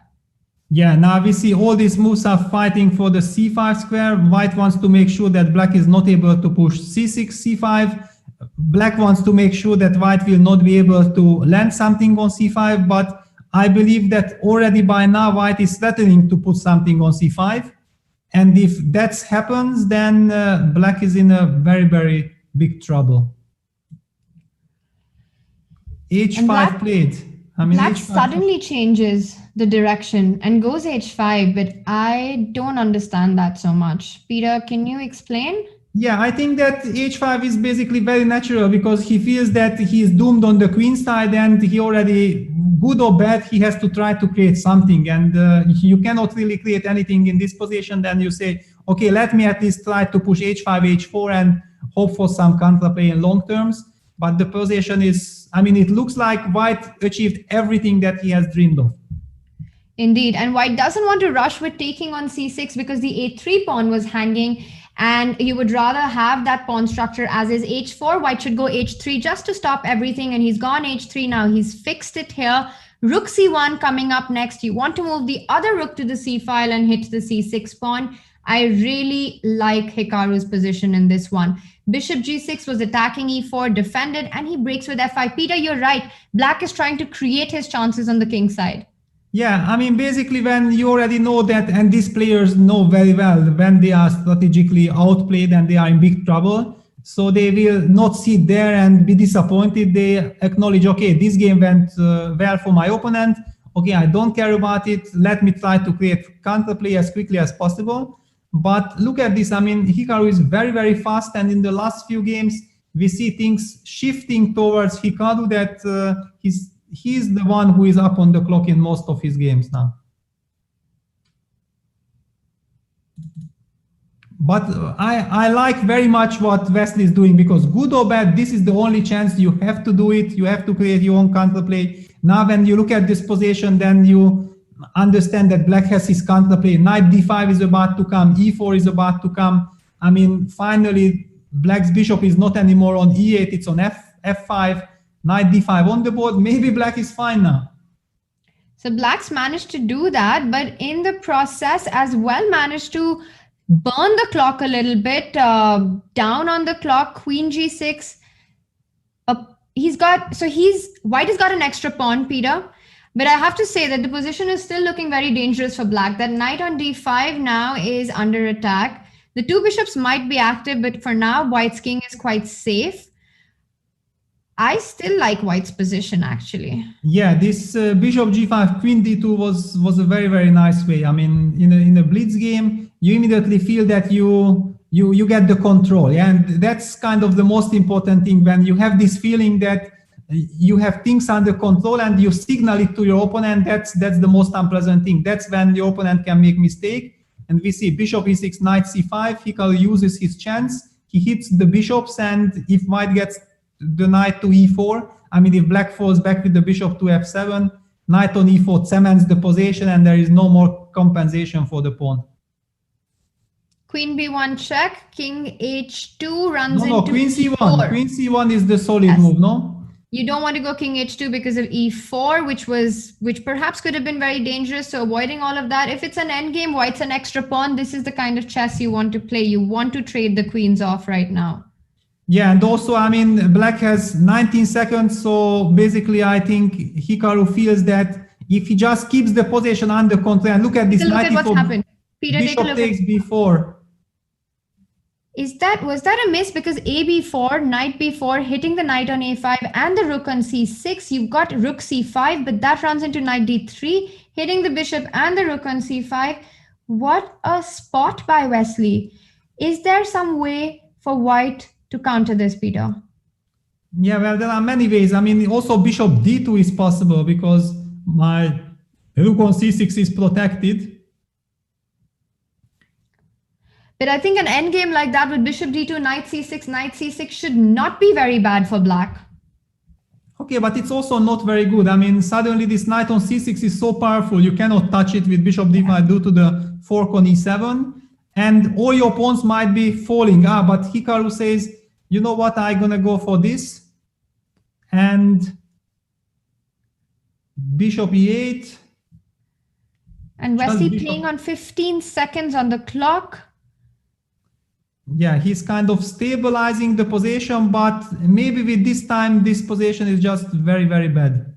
Also, the pawns are so scattered that white can just continue to attack them. Knight f4. So the point is that after bishop h4, he wants to go rook a2 or rook a1, rook a2. Give a check first. So he's now won the pawn finally. h4 pawn is going to fall as well. Peter, with 9 seconds, I don't see Wesley defending that. And rook e6 was a possibility here. Yeah, okay, black could still go back bishop e8. I mean, it was not the end. Hikaru just wants to rely on the rook on the fourth and take this pawn on h4. Once you eliminate this pawn, then it's clear that this is just a win.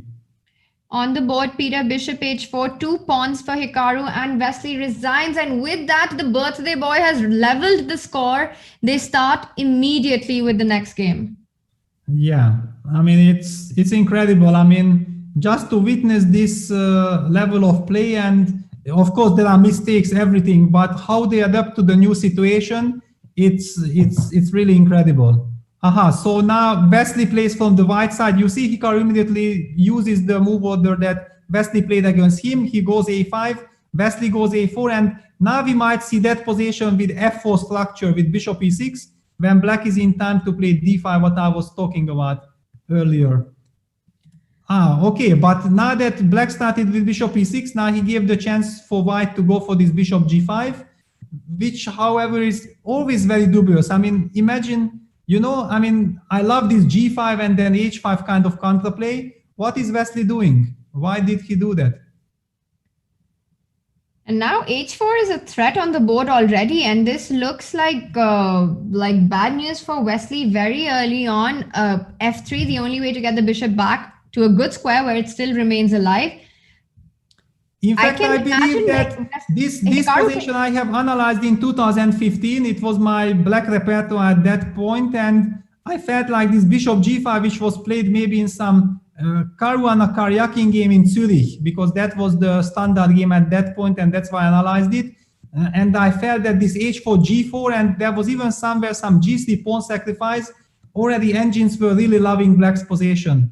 h4, are we going to see g4 or are we going to see knight h5 now? But the position is going to blow up right about on the next move, Peter. Either g4 or knight h5 is what I'm expecting. Yeah, I mean, I never understand these positions from the white side. I mean, I understand you can claim that the black king is in the center, but do I mind that my king is in the center? I'm very happy that my king is in the center. I mean, look at this king on g1. That's the king which is really in trouble. I mean, in long terms, I mean, even somewhere maybe some bishop takes c4, bishop c4, bishop b6 check might be happening. g5, g4 is the move in the spirit. I like it. I really like it. And white's dream is to break in the center with either f4 or d4, because like you pointed out, black's king in the center, white has to create something. Otherwise, black just bulldozes on the king side, which is what Hikaru seems to be doing right now. I'm wondering, what is the right reaction here? Does white want to go f4? But then you take on f4, and after rook f4, you also have a move like d5, perhaps, which you have to be careful with. Yeah, there are many things to be careful with. It's very, very tricky position. And look at this. Yeah, Wesley says, no, I understand that the house is burning, things are out of control, but I want to get my bishop out. I want to get it to d2. Hikaru goes d6, d5. That's exactly the way how black has to deal with this position. I mean, you already said, you cannot back up. You have to go all in. You have to push everything, and look at this. After kicking this knight away from c4, the black will get fantastic access to this b6 g1 diagonal, and the white's king on g1 will be in dire straits. Peter, it's not the house that's burning anymore. I think the whole city is burning. I mean, look at Black's position. He's got h4, g4. He's got e5, d5, control on the king side, control in the center. Bishop b6, a very strong move, putting the bishop up on that diagonal. So many interesting ideas for Black. He could also just simply... White is threatening to go knight g4 next. So perhaps has to go bishop b6 and then king h1 would be played. Maybe queen d7 needs to be played to keep control over the g4 square. Yeah, there are many alternatives. I mean, and many very promising alternatives. So not an easy choice for Hikaru at all to decide. On the other hand, he smells blood because he was minus down on the score. Now he equalized and he even has the chance with Black to maybe take the lead. So that's what he feels. He feels that, aha, this is my moment. And I just mentioned that I'm impressed how the players adapt to the situation, but maybe Wesley did not adapt after these two losses in the previous games because his choice was more emotional than objective. And this is not the type of position from Wesley which we would expect from him. He usually likes to have everything under control, but here things went out of control right from the start. I'm just trying to look for a move for Hikaru which keeps the pressure on, and like you said, a lot of pleasant choices, but Hikaru is burning the clock right now. He's gone for g3. White should play h3 to fix this, but that also puts the king on g1 under pressure for life. Peter, how should White react to a move like g3? Yeah, he has to go h3. Black goes knight h5. He wants to go with knight f4. On the other hand, okay, now I felt like White maybe was in time to play d4. But probably knight f4 and then some sacrifice on h3 would have been very, very powerful. I have to say, burning the clock by almost over a minute and then going for g3 is not a decision I was expecting by Hikaru. I thought he would keep the pressure on the king side going because at least now White knows that the king is safe and he could try and regroup and create pressure along Black's central pawns. Well, basically already with knight g4, White signals that, okay, I want to barricade my king. I want to stop any kind of sacrifices on h3. I might even be willing to sacrifice my knight on g4 myself because I'm waiting for something like f5, which would suddenly weaken the e6 bishop and the king on e8. I maybe have some knight takes e5, rook e1 ideas, or maybe even leave the knight on g4 and just say something like after f5, go d4, f take g4, f take g4, and then try to open up everything against Black's king. It's a very dynamic position now. It's very easy for me to mention these ideas because I'm not the one who is playing there and have to decide that those are not my pieces. And we see at this line f5, knight e5, bishop e5, rook e1. It's happened, queen d6, and now queen e2 will be played to keep the pressure along the e-file. You want to hit the bishop and the bishop on e6, queen e2 on the board, bishop f4. So if you go queen e6, I think you have to trade the queens and come back rook e2 to defend that bishop on d2. Yeah, then you will be pawn up. On the other hand, Black will land the knight on f4 and have lovely compensation thanks to this structure. Now, Wesley feels that maybe he can go for some activity, but I mean, rook e1, bishop takes d2, rook e7 check doesn't feel right. Yeah, bishop he takes f4. on f4. So he wants to go king e6, rook e1, and pick up the d5 pawn with a check. What? He didn't even consider king e6, Peter. No, I mean, he wants this knight on f4. I mean, it's his setup. Yeah, because if he captures the rook, then you give the check. And king then d7. White puts the bishop on e5, cements it with d4, and Black's position strategically collapses. His whole play is based on his concept that this knight on f4 will give him lovely compensation. The big question is that can White somehow get d4 and bishop c2 ideas quickly in, or also control the e5 with rook e1? I mean, it does seem like this bishop takes f4 was a very, very nice spot by Wesley. Yeah, an intermezzo that perhaps was missed by Hikaru, and now rook f8 played. The d3 pawn is attacked next, but can't be taken because of rook d5 check always. He goes d4 anyway and instantly trades off White's active rook. You know, white does have an extra pawn, but bishop c2 is also an idea here, but then you would take on e5 and put your king on e6, and you're very happy with that. Yeah, basically it feels that white has to fight for the e5, but rook d1. What is rook d1? He wants to take on e5 and hit, and now rook d4 is met by king e5, so still under control. Getting this blockade with the king on e6, I think is exactly what Hikaru wanted in this position. Yeah, and now black is maybe just much better, because I mean, you capture on e5, you go rook d8, after you're gonna push d5, d4. The white king is always tied to the g2 pawn. I mean, this pawn on g2 is incredibly powerfully hit by the knight. I don't understand what Wesley has just done. Yeah, he had to avoid that exchange on the e5 square where he has to recapture with the pawn and allow this, because now black's looking like he's doing really well. Threats like knight d3 are in the air. Bishop c2 played against that idea, also hitting on f5 if required, but most not d4, just d4, and you open up the position and you smash, yeah, and d4 on the board. He's played it, and now rook d8, hitting that rook pawn on d4. Rook d1 is met by knight e6. Well, I mean, it's met by many things, even something like knight d5 with some very unpleasant fork on easily coming is a problem. He's thinking about rook e5 right now. I'm sure he's thinking about rook e5, because after rook d4, you've got rook f5 check, but he goes rook e8. Yeah, okay, it's basically capitulation. It just came over. This is over. And I think the point was, Peter, that after rook f5, king e6, it was very dangerous for white with that rook on f5, which is stuck forever. Black is coming in with the rook to d2, and this would be over. But I have to say rook e8 and rook d2 also looks completely over.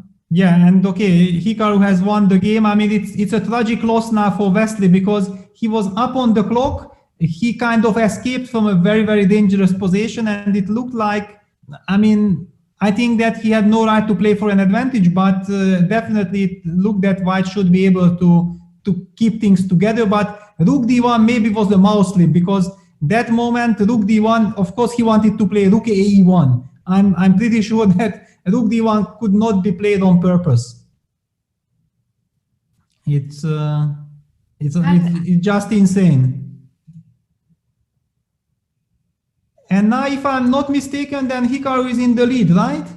Yes, he's leading by a point now. He was playing catch up in the beginning by 2 points, and now he's up 4.5 to 3.5. And I think, Peter, this could potentially be our last game in the segment of the 5-minute segment.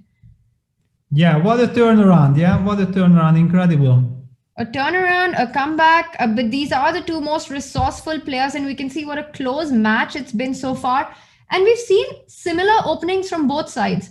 They've gone for this structure, and I think this is going to be the sort of line for today's semi-final, Peter. Yeah, it already feels very logical. I believe that probably in the bullet section we will see something else, but if they already started, there is no reason not to continue in the 3-minute segment as well. And we see that, okay, Wesley is back to his d6 setup. I mean, the d5 line was very nicely handled by Hikaru. And this is exactly what I meant at the very beginning, that these players have very similar repertoires. The one who will start posing problems to his opponent opening-wise will get the psychological advantage. And I believe that these guys, if they get the psychological upper hand, then they are extremely good using it. And this is what we are seeing. In the last couple of games, things started to go Hikaru's way in the opening, and he's scoring. I really like how Wesley's gone, opened up the F file. He could perhaps go knight h5, knight f4 at some point. He goes queen e7. There's also the idea of playing bishop e6 next. You want to kill this bishop on b3 so that your king on h8 is safe as well. White goes knight f1. Bishop e6 is a possibility now, just to continue with the development. He starts with knight h5, wants to come to f4. Is white going to play g3? He's played it. Yeah, he played it, but probably that's the reason why Wesley decided not to play bishop e6 yet. But now he goes for bishop e6 anyway. I wanted to give an argument that after g3, the white pawn on h3 might be hanging in some position. So will not be so easy for white to castle short. But definitely after this f take g6 and this king h8, knight g6, knight take g6, f g6 is a very typical way of dealing with this knight h4 idea. A very effective way of dealing with it, because now black is perfectly fine. And in this regard, I believe it's very, very important for Wesley that he starts to control his position, because that's his style. I mean, he needs control. I mean, if things get messy, things get out of control, then it's much more Hikaru's territory. But if Wesley manages, and look at this, yeah, Hikaru adapts, he understands that he has done something wrong, but he instantly goes for this rook h2 moves. It's kind of, the position looks dubious, but it's impressive how he adapts to the situation. I mean, it does look extremely dubious, and looks like Hikaru is playing the only moves to keep it together now, hitting the h3 pawn, and Wesley keeps the pressure up. So bishop h3 is now met by knight g5. So you can't capture on h3 currently. The bishop on d1 just stops the coordination of the rook on a1 with the other pieces. Very difficult for white to really make anything. I think white is kind of looking to consolidate right now. I really don't like Hikaru's position currently. Yeah, and also the problem is that black's moves are so natural. Yeah, you're gonna go king h7, you're gonna push c5. I mean, everything comes naturally, and you are improving your position. That's exactly what you want to do in a blitz game. Yeah, you don't want to calculate crazy variations, because you are not sure if what you are calculating is correct. You don't have time to double, triple check it. You have to rely on your feelings, and it's so much more easy to rely on your feelings when you are building up the pressure. And Hikaru does what he does every time. The moment he feels he's on the back foot, he changes the dynamics of the position, and he's broken in the center with d4. So if you go bishop h3, white will take on e5. How is black reacting? I'm looking at just simply, he's gone for bishop h3. So de5 is perhaps met by rook e8. Well, or bishop g4 maybe. I mean, maybe just hitting the knight on f3 is quite effective, no? Yes, I really like that, Peter, because now knight h4 is an option to hit on g6. Yeah, you have to go here, but okay, I'm just gonna go king h7 and say that I'm very happy with my position. Still, your king is stuck in the center, but it's very complicated. Very complicated. Bishop h3 played, but I don't see a better move than taking on e5 for white, because otherwise he's just lost a pawn. Yeah, I mean, and black is anyway starting to play bishop g4. The question, maybe does he feel that maybe in knight h4, king h7, he tries to make knight take g6 work in some line, because it looks that maybe it could work. I mean, something like this, you take on g6, king g6, bishop takes h5, check, you have to take with the king. Suddenly the king from h8 lands on h5, but I don't see any good use of, I mean, there is something like g4 check, but it's too crazy. D takes e5 on the board. King h7, just stabilizing.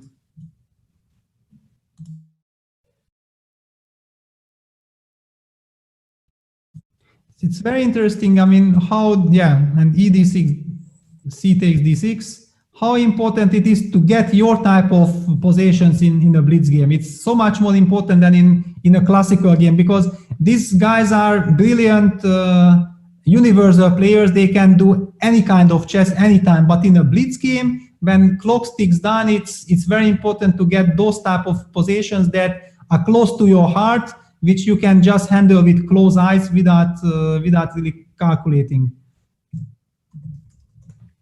f3.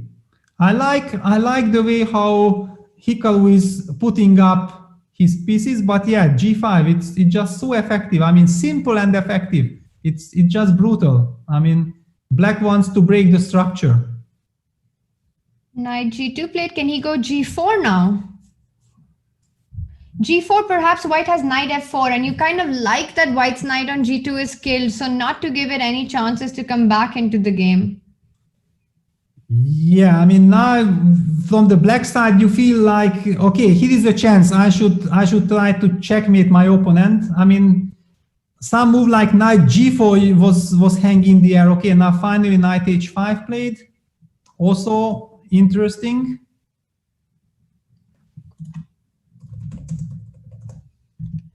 But still, I mean, let me just show for 1 second that there was the game is in progress. That instead of knight h5, there was this move knight g4, which looked very, very powerful. But this is strategically looking wonderful for black. I mean, this knight on f4 is beautiful, but give white 2 moves, bishop bc, long castles, and things might not be so easy. He wants to go queen e6, hitting that a2 pawn, making sure that you're not able to go long castle. And I think this is such an important move by Wesley, hitting that pawn on a2, queen b6. Does he want to go knight e5 now? Looks like an option. But after knight e5, white does have rook d6. So doesn't have enough time to get everything that he wants. I'm wondering if he's thinking about rook f3 here, or is that just not required? Yeah, maybe it's not required, but it's a very interesting move. I mean, rook f3, bishop f3, rook f3, long castles, queen takes a2, and please try to evaluate it. Just, I mean, I have no idea how to evaluate it. I mean, it's clear that black has perfect compensation. He's gone for it. He's gone for it. Yeah. He's played it.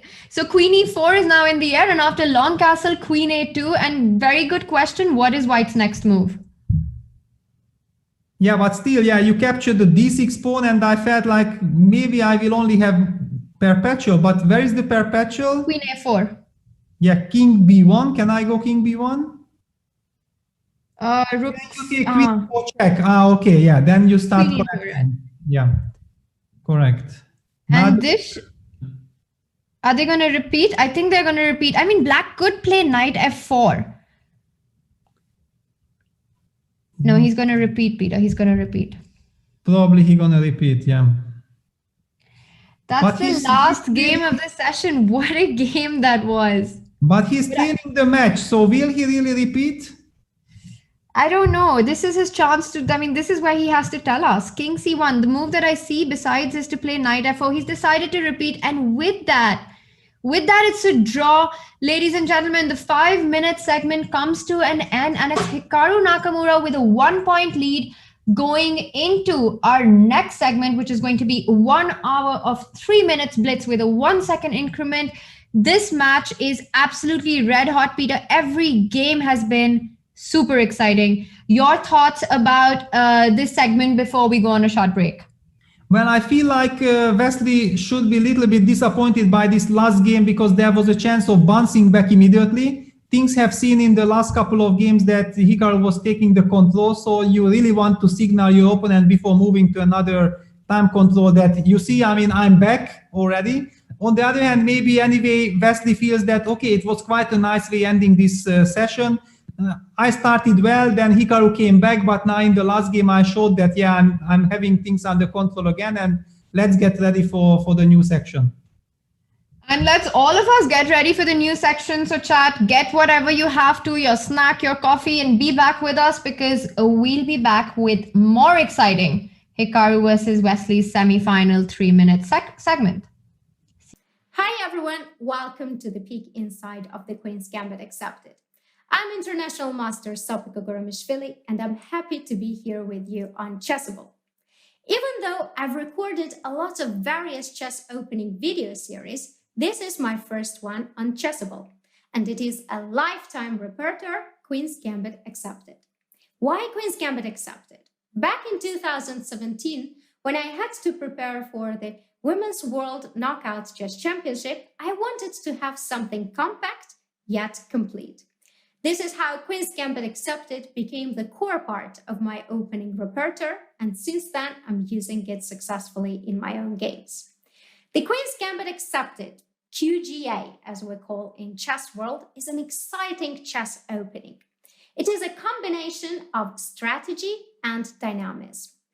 And the goal of this course is to provide you with an exciting, sharp, and reliable, complete repertoire against first d4 and first knight f3. Now let's sneak into the website and see how it works.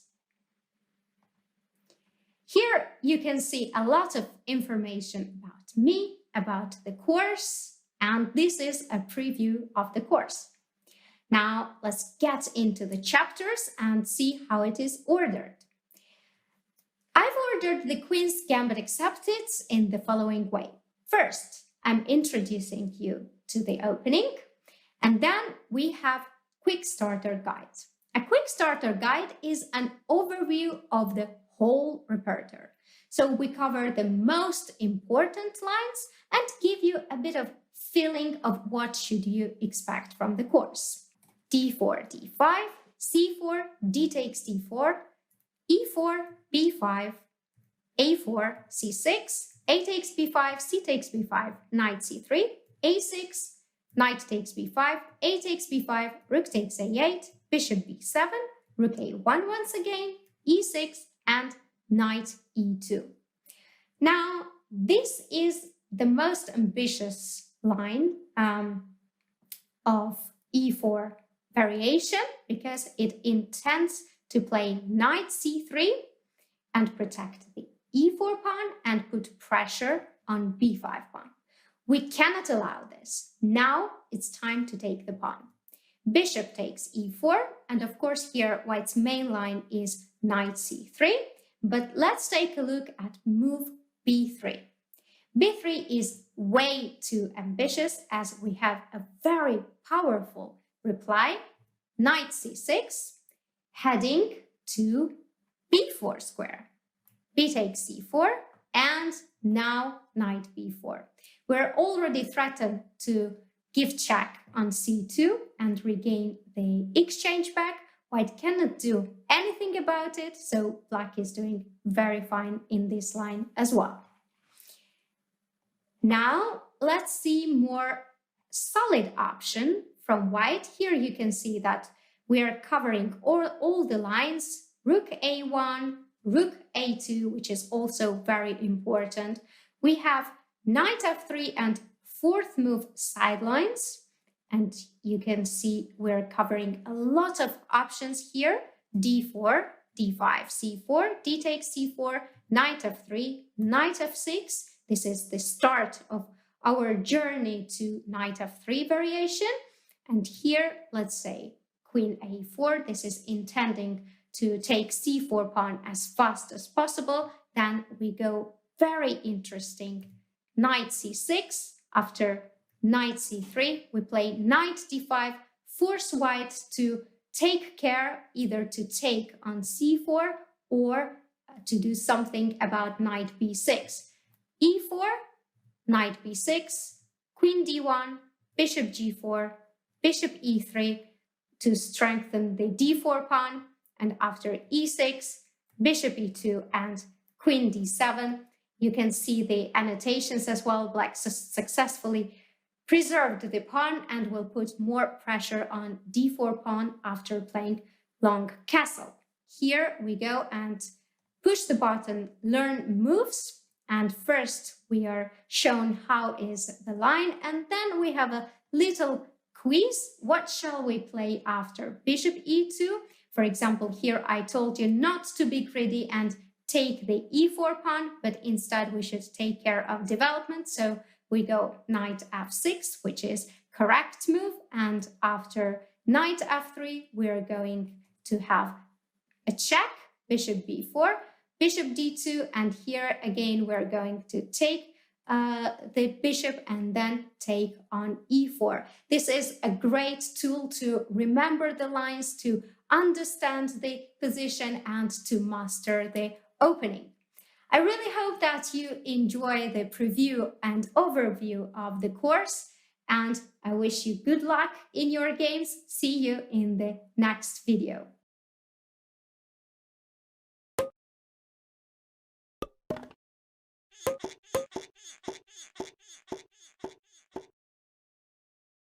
Hi, welcome back to the French course. In this chapter, we're going to look at the Quick Starter Guide. I will try to show the whole repertoire in a very compact way to take you through the directions and the main lines and the side lines, show you and give you a little bit of an idea of what I recommend where and what type of positions we are going to be dealing with. But needless to say, I cannot cover everything in just one video, so for more details, definitely definitely study the rest of the chapters. But without wasting any further time, let's attempt to cover everything in just one video. So it's e4, e6, that's the French. Here, there is a chapter on the second move alternatives. I look at two main ones. I find b3 a very interesting sideline that I've discovered when looking for a surprise weapon for white. Very interesting. Here I recommend d5, bishop b2, and now knight c6. Is a very, very strong idea. The main point is that we play against white setup, and white setup here is to bring the queen out to e2, knight to c3, and castle long. And knight c6 stops that effectively. If knight c3, the idea is d4, and if queen e2, the idea is that now we take on e4, and after knight c3, we have this very strong move, knight d4, forcing white to recapture on e4 with the queen, not with the knight, and then win an extra tempo with knight f6. And having won a couple of extra tempi, this position is very good for black. Now this is my solution for second move b3. Obviously there are small details, but that's basic. And after d3, move 2, there's the so-called King's Indian attack. White is intending to develop the bishop to g2 and start an offensive, some sort of a reversed King's Indian. Here I recommend a very interesting rare setup after d5, knight d2, knight f6, knight gf3, the move knight c6. This is not the usual way. Usually the c7 pawn goes towards c5 first and only then knight c6. But this is very interesting. The idea is to push the pawn to e5, and if white plays in the same style of the King's Indian attack with g3, which is already, by the way, quite inaccurate, I propose to take on e4, play bishop c5, and after bishop g2, e5, castle, castle. We get this interesting position, some sort of a reversed Pirc slash reversed Philidor, a very good position for black. We had lost a tempo on the e6, e5, but it's not too relevant. The bishop on g2 is not well placed. It's staring at the e4 pawn. Black has easy development. The idea is very often a5, b6, followed by bishop a6. And what's most important is that our king is very safe, which is not the case in many of the King's Indian attack positions. But here it is, and I believe this is an excellent way of handling the King's Indian attack. And we do have liftoff, so Peter, no time to chat. Let's get straight to the chess action. Yeah, I mean, okay, this match is just incredible. I mean, it's a brutal match. We are exactly getting what we have hoped for, and it's just fantastic. It's fascinating to see all this. Wow, and the position's already kind of crazy. So queen d1 played, he's going to go rook d1, pick up the bishop, pick up the knight with the bishop, and now does white go short castle here? Well, white goes short castle probably, but I mean, look at this. White has the option of playing a4, a5, trapping the bishop on b6. Oh, wow. What did black have in mind? Does he want to go bishop f3, gf3, knight e5, but it still doesn't look like it's creating any squares for the bishop. Yeah, exactly. I mean, I assume that Hikaru knows what he's doing. This had to be preparation. Or did he mix up something? I mean, I can't believe him mixing up. He's just way too much of a professional. I think Wesley just tricked Hikaru and we kind of missed what happened in the last few moves. So Peter, let's just back up and see how this just happened. Yeah, well, I mean, because, yeah, this is the line I believe already Hikaru had against Aronian, but, or maybe he assumed that he's following that game. I think that's what happened. And all of a sudden it turned out that this is somehow different. And he went for this e4 break, and now he's losing a piece. Rook e8, and now he can just go short castle because the bishop on a5 still has no square. You don't want to take on b6 because of bishop f3 check or bishop d3 check, doesn't matter. But now just move your king to safety and the black bishop remains trapped. Wow. I mean, that looks like a gift. That looks like a return gift by Hikaru. Yeah, definitely. I mean, okay, that's exactly what Wesley needs to come back. He needs to calm down, and once you win games for free, now something like rook e1 followed by bishop f1, just stabilizing everything seems good enough. He goes bishop d6. Even bishop d3, because now knight f4, you just take the bishop on b6. This looks like Hikaru is going to resign. Wow, this is just the kind of dream start that Wesley needs for the new segment. To level the score, knight h4 played. Hikaru always fights back though. We've seen him come back from positions which we consider just absolutely dead. And now he has to take on b6 because the bishop has an escape route. It hits the bishop on a3, but you simply move to c1 or to b2. Yeah, I actually wanted to go bishop c1, but there is one, yeah, Hikaru wants to go f5 as quickly as possible. Okay, it's a piece. It's a piece, of course. It's a piece. But he wins the f3 pawn. Because now if you move back with the bishop, you pick up the b6 pawn first, hit the bishop on a3. The bishop on a3 has to fall back, and then you pick up the pawn on f3 with a check. Yeah, but I mean, once white coordinates the pieces, then thanks to the two bishops, it should be an elementary win. I do believe, you know, that in the first segment, I very much felt like the reason I was unhappy that Wesley did not win this final game, that I felt like both players deserved to, I mean, the equal score would have been deserved. And maybe Hikaru felt the same. He felt like, you know, okay, I mean, it's more correct if we start from equal terms. I've asked chat who they think is winning the 3+1 segment, and let's see what they have to say about that.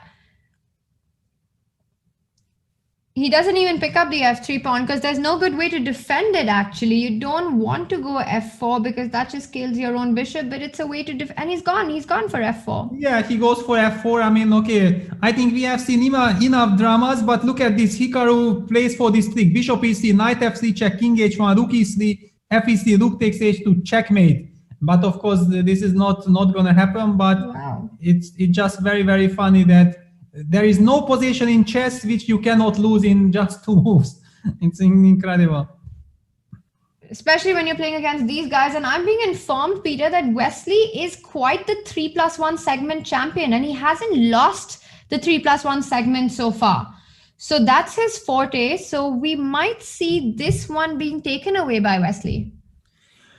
Maybe, but I mean, what we have seen so far, I feel like these players are just so equal to each other. I mean, they are just such incredible characters as well. I mean, it's online chess, but I mean, they play brilliant chess, handling the clock very nicely. I mean, I'm truly impressed by both players.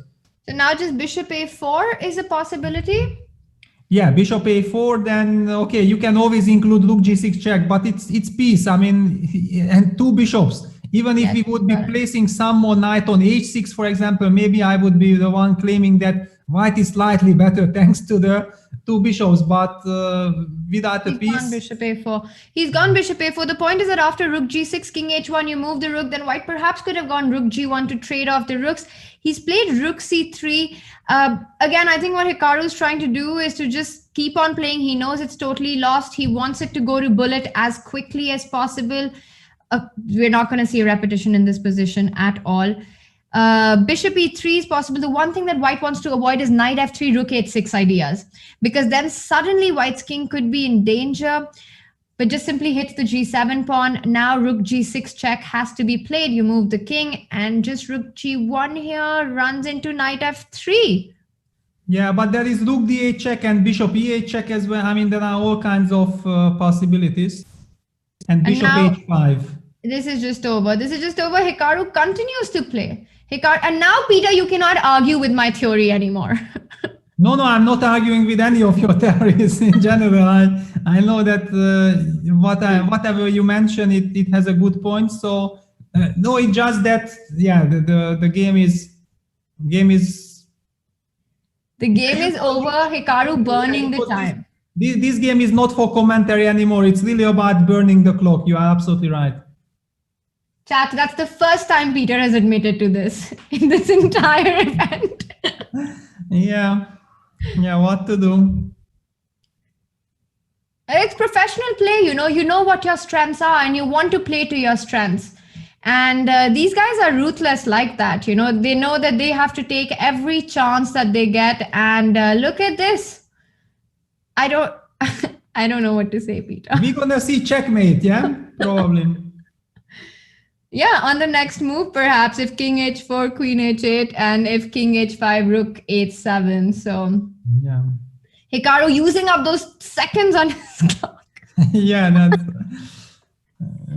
I love it. I love it. Yeah. I love it. Yeah, and we see another anti-Berlin, yeah? And it's very funny, since it's blitz game, we haven't been complaining about this because we are entertained to a full scale.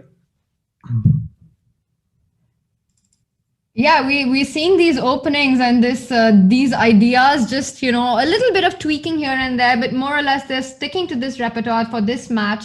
And everybody in chat was pretty shocked with Hikaru missing the A5 blunder. But it happens, you know, in blitz games, it happens, and you can't, there's no explanation for it, just an oversight. No, I think there is a very easy explanation, and I already mentioned it, that simply he remembered that he had these games already against Levon and also I think one more game. And he just believed that it's the same position, so he went for this break with E5, E4, and it turned out that it's a different position. Just a small minor detail is different. You lose the bishop, otherwise it's a perfect idea. Yes, otherwise being the important word. Knight H5 wants to jump into F4 with the knight, and Knight E3, he doesn't care. So expecting Knight F4 on the board? Yeah, if already black went for this, but Knight F4 can be nicely answered by Bishop F1, so this is not any real problem for, yeah, Queen F6 is played. Now Knight H3 is a big threat now White on the has board. to make sure not to blunder Knight H3. There are different kind of concepts. Knight H2 would be a natural move. Knight H2 always with the idea of not just against Knight H3, but also wants to jump into G4, Knight F5. But now he could take on F5, EF5, but perhaps then you have to answer where does the knight go, because it's not such a pleasant choice. Yeah, there was this argument that Bishop F5, EF, Knight E7, and how are you going to protect this pawn on F5, yeah? That's a good question. And I mean, you could take on F4, but he's got Knight E7 directly. Perhaps black likes the position and thinks that it's a better chance to keep the bishops and the pressure on the board than trade off everything currently. If white takes on F4 with the bishop, black could take on F5 with the knight as an intermezzo. Yes, but E takes F5, then you have bishop takes F5. Yeah, very important. Yeah. Yes. Because otherwise it first looks like I'm pinning you, but yeah, after bishop F5, I'm pinning you with a tempo. Yeah. You're hitting the queen and you're defending the rook. And we've got bishop F4. He doesn't go for knight F5, Peter. He captures on F4 immediately. Pieces are traded off, which means black's left with these two double pawns on the F file, but has the two bishops in compensation. Plus, there could be pressure against the E4 pawn. Peter, if you had to pick a color right now, which side would you pick? Yeah, it's a very tough question, because usually I love this knight on F3 and love this pawn on this structure, because this structure you can get also with opposite colors.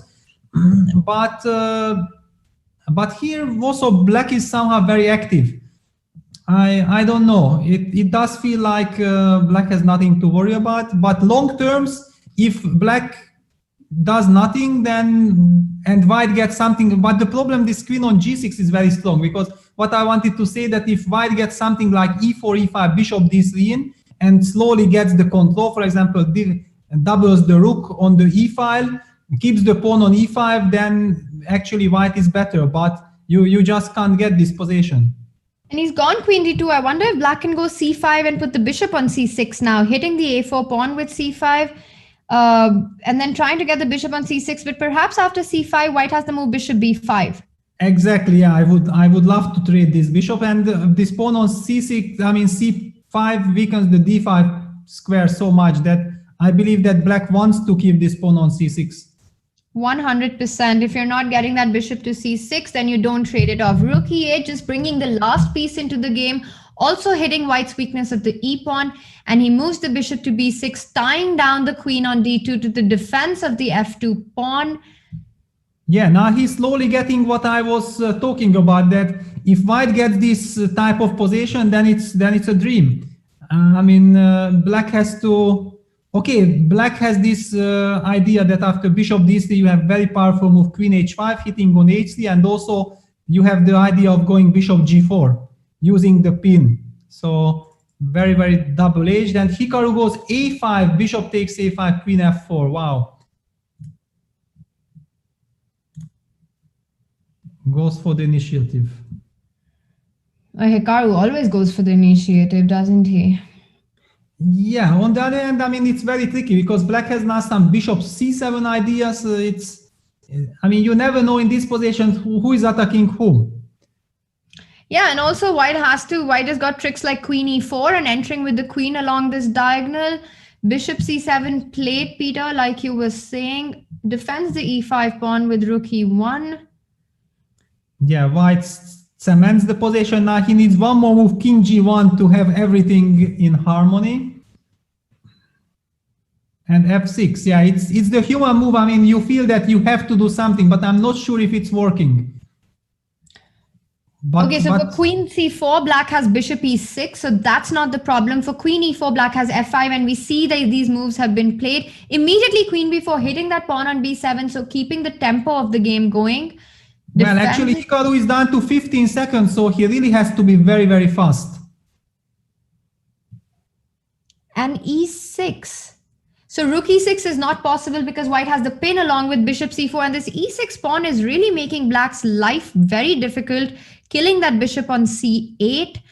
How is Wesley? Wesley's 25 seconds, Hikaru down to 15 seconds, bishop b6 played. I think black will have to move the king from g8 at some point to back to h8, but then white has 95 ideas. So he goes g5, he wants to play g4 next. Yeah, this is of course very, very well played by Wesley. I mean, he knows that Hikaru is done on the clock. He has to create his counterplay, and he's creating it. Queen f6. Queen f4, you just simply pick up the e6 pawn, so white has no time. Yeah, the strategy worked perfectly. By putting pressure on Hikaru's clock, Wesley is collecting everything. Hikaru down to 4 seconds. That's it. And that's it, yeah. I mean, when you are done on the clock, then anything can happen. Finally, a rook blunder, but it didn't matter the outcome. Hikaru was definitely very, very disappointed. He must have felt that he was doing good, but the clock was the problem. It's incredible that, in these games, Wesley's kept the pressure on the clock, but Hikaru's entire strategy is to go down to the bullet where there's no time to start with. But I think it kind of changes. When you start with a minute on the clock, everything changes compared to starting with 3 and then falling back on the clock. Yeah, and now already what we have, Wesley is in the lead again, yeah? So Wesley leads. As chat predicted, Wesley is ruling the 3-minute segment so far, but we've just started, and we also see a new opening, Peter.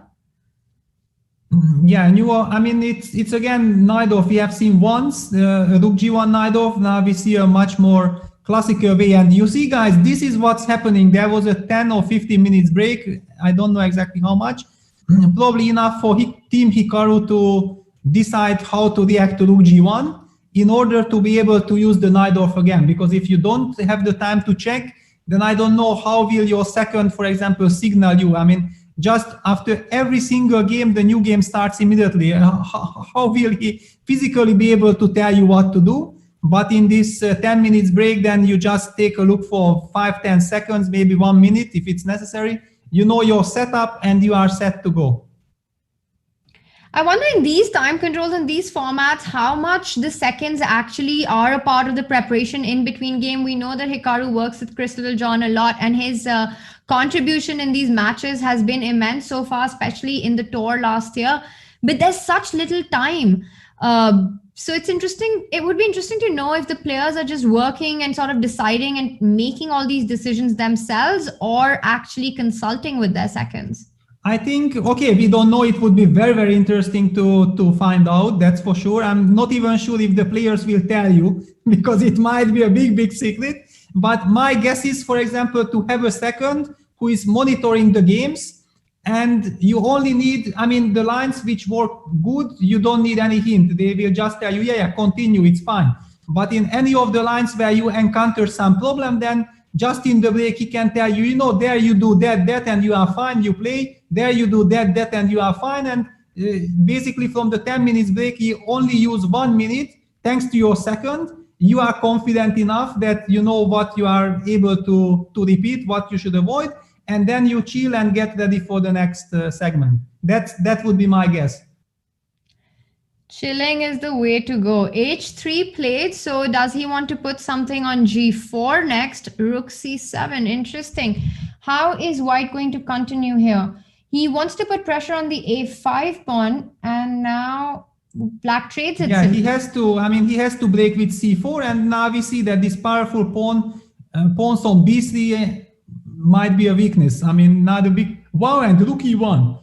Because knight F5 is in the air, bishop A5 is in the air. This is such a sad looking, but also a very strong move at the same time, because I like that he keeps that knight on E3.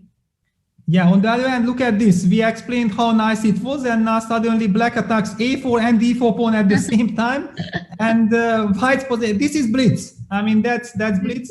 That's the curse of the commentators, yeah? This is just the curse of bad chess right now from my side, because bishop b4 has been played, so still he's keeping the pressure, but knight e4 just defends the d6 pawn, so it's black just looks like he's got an extra pawn right now with a healthy extra pawn.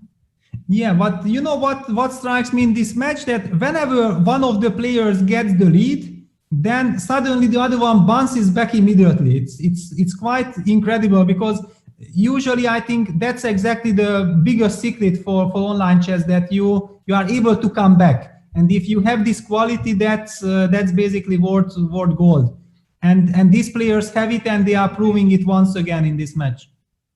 I mean, queen c7 hitting that a5 pawn, how is he going to defend it? Okay, like that, he hits the knight on e4, so if bishop d5, queen d5, knight c5, I am not sure what's going on there, because right now the queen is attacked as well as the knight on e4. He's gone queen c2. Peter, look at that. So if you trade on c2, the d5 knight hangs. That is a beautiful move. Yeah, so takes knight b4. And look at this. Now Hikaru is up on the clock. He kind of felt that no, this is not what I like. Yeah, and this rook c8 was one of the points, but okay. I mean, where does this end? Okay, finally the pawn on a5 is hanging. Okay, that's the problem, yeah. And so simply goes back. He's going to trade off the rooks and pick up the pawn on a5, but then the d6 pawn hangs at the end. And exactly. If you take on a5 immediately, then perhaps white just goes knight c6. Yeah. And knight c6 would be deadly, Peter, because it hits the rook on a5 as well as the pawn on d6 as well as the knight e7 check threat. Yeah. I mean, okay, you are still pinned, so I could move somewhere, but yeah, it seems like white is escaping. Yeah. I mean, Hikaru will be very, very disappointed by not making more out of it, but it's a blitz game. Wesley is down to 26 seconds. This is still playable. I mean, black has all these potentials maybe to start pushing the kingside pawns. I mean, white still has to be careful.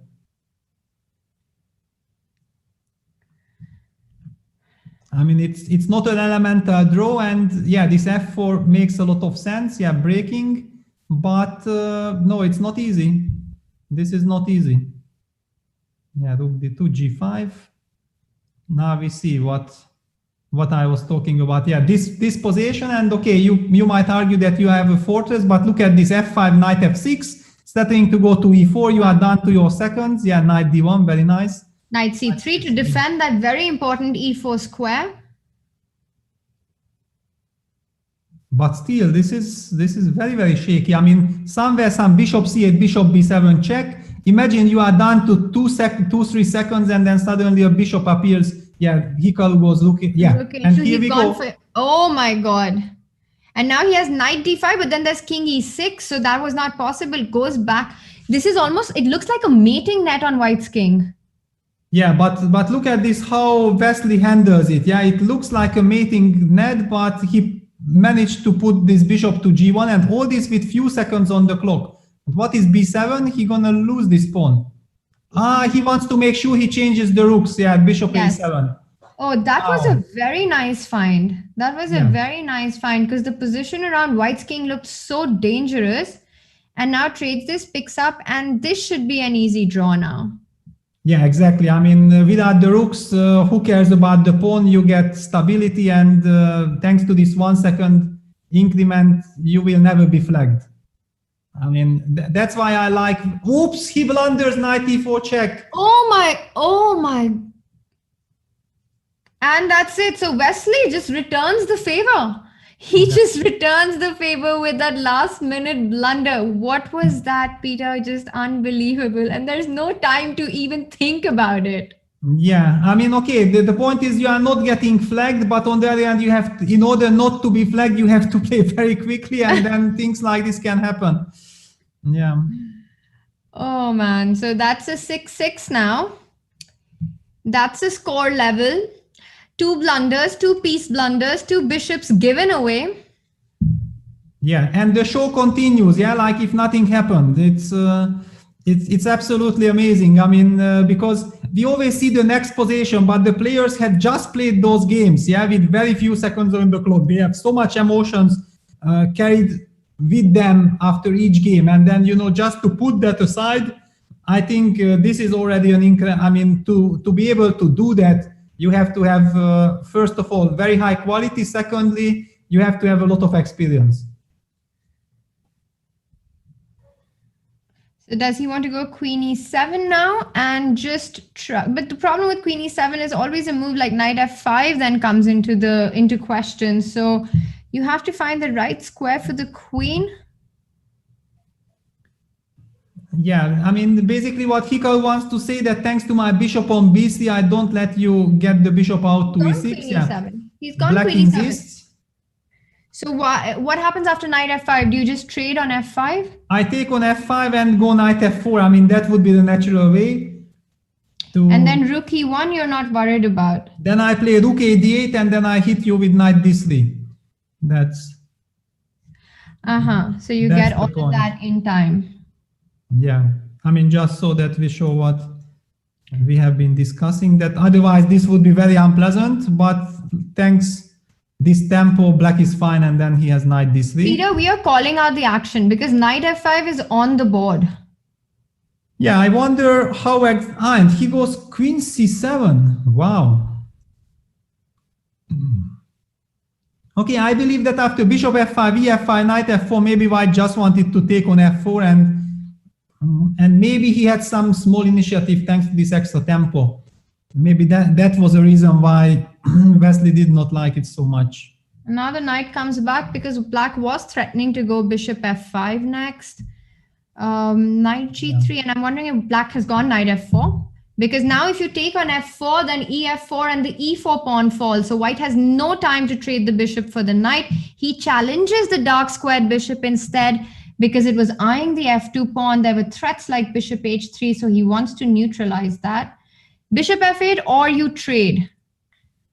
Well, I believe you trade because the bishop on e3 is quite a strong piece. I mean, there is no reason you should not take. And after bishop e3, if white has to take with the rook and he cannot spoil the pawn structure, then one can argue that the rook on e3 would also be slightly misplaced. But queen b6 is equally a good option. That was the other candidate. So black trades on c5 instead, and now this knight f4 is not so easy to remove anymore because you've traded the bishops and... Yeah, but now objectively speaking, it does look very equalish. Rook d1, rook d8 next, and you trade off the rooks. Yeah, it's quite symmetrical. I mean, one can argue that yeah, will we see the move g6 or not? Yeah, that's a big question. I won't be surprised, Peter. I won't be surprised if you see g6. We've seen Wesley make, but he goes for b5 first. He's not worried about knight f5 right now. He goes for b5. It's also eyeing, white uses the opportunity to jump in with the knight on f5. Maybe g6 had to be played. No, but I mean, okay, this knight f5 is not a real worry, but b4, what is this? Rook c1 or he goes knight d2? So takes on c3 and creates a little weakness on c3, but difficult to imagine. Is knight d4 an idea if you take bc3? Yeah, it's kind of there. It's a little bit irritating. It's definitely in the air. So after bc3, white-black could potentially jump in with the knight to d4. And then if you trade, white-black has ed4, putting on pressure on the c3 pawn. Definitely not something white will be excited about. But Peter, on the other hand, if you trade queens, queen c3, bc3, rook d3, and black continues to put pressure. Yeah, I mean, the move queen takes c6 I'm not liking because, yeah, even if not, yeah, he takes bc3, he has to go for this knight d4 complication. On the board, we called it. Yeah. But okay, if c4 is really the best what white has in mind, then I'm not entirely thrilled. Yeah, queen You're b4. not thrilled. You're not thrilled, Peter. Yeah, I can understand that. Yeah, it looks like black's got a really good position in the middle game after, you know, that balanced two knights. He's created these pawn weaknesses, e5. So knight d7 is an option. He plays d3 first. This is very d3 nice. first. Now queen b1, but I mean, what I not like that black has this option of knight d7, and if ever he lands on the c5 square, then the structure c4, a4 pawns are just very, very vulnerable. I don't know if he had to go d3 and give up that pawn. I was actually thinking that he could have gone knight d7 before as well to keep that pawn on d4. But perhaps then white had a move like knight f3. Yeah, and I mean, he goes for these tactics. Yeah, I saw these tactics, but it looks just too drawish for me. So rook a1, rook d6, you trade the c6 and the a4 pawn, and that should be a draw very soon. Of course, we all know what's going to happen. Hikaru is going to play till the clock runs out, and then we will have a draw. Yeah, I mean, the next 1 minute of our lives. This is the position where we cannot expect any miracles. We can't expect miracles, but we can expect another minute of chess here. Yeah, that's possible. That's possible. Before we have seen that in a drawish position, but with knights on the board, I mean, there are all kinds of fork possibilities to be missed. But in a rook endgame, this is hard to imagine.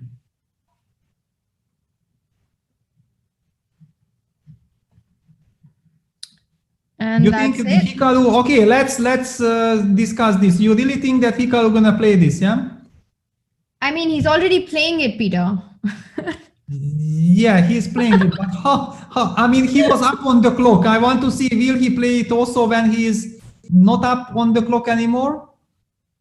I think he's gonna play till he can, because he wants to burn as much time. I think he knows this is a very close match. He knows it's a very, with Wesley, he's just lost one match recently. So he's going to take every single opportunity, however little it is, to make the most of it. And if he believes, and Hikaru is the kind of player, if he has a strategy, he goes for it. He doesn't care what people or the audience or anyone thinks of it. So if he believes his best chance is that, then he will. And now he's already lost a pawn somehow.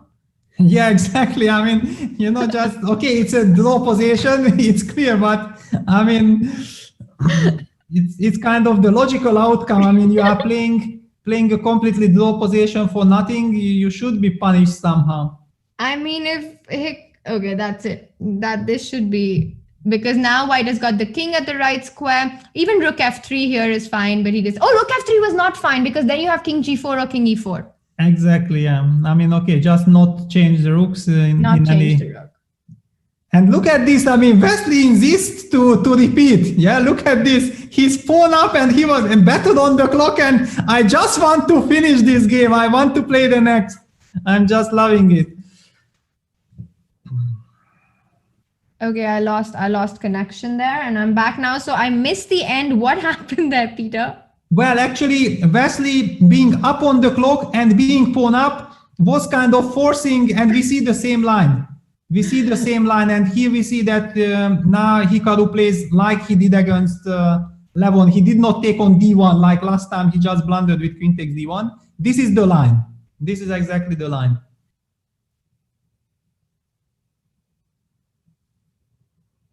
I think there had been a game between Jan Nepomniachtchi against Wesley Su as well. I mean, not Wesley, against the Hikaru maybe. I mean, I remember something recently in this line.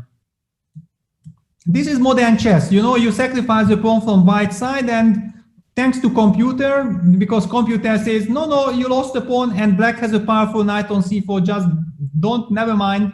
You are doing fine if you follow me. If you don't follow me, then you're gonna lose the game immediately. But the computers are just way too strong.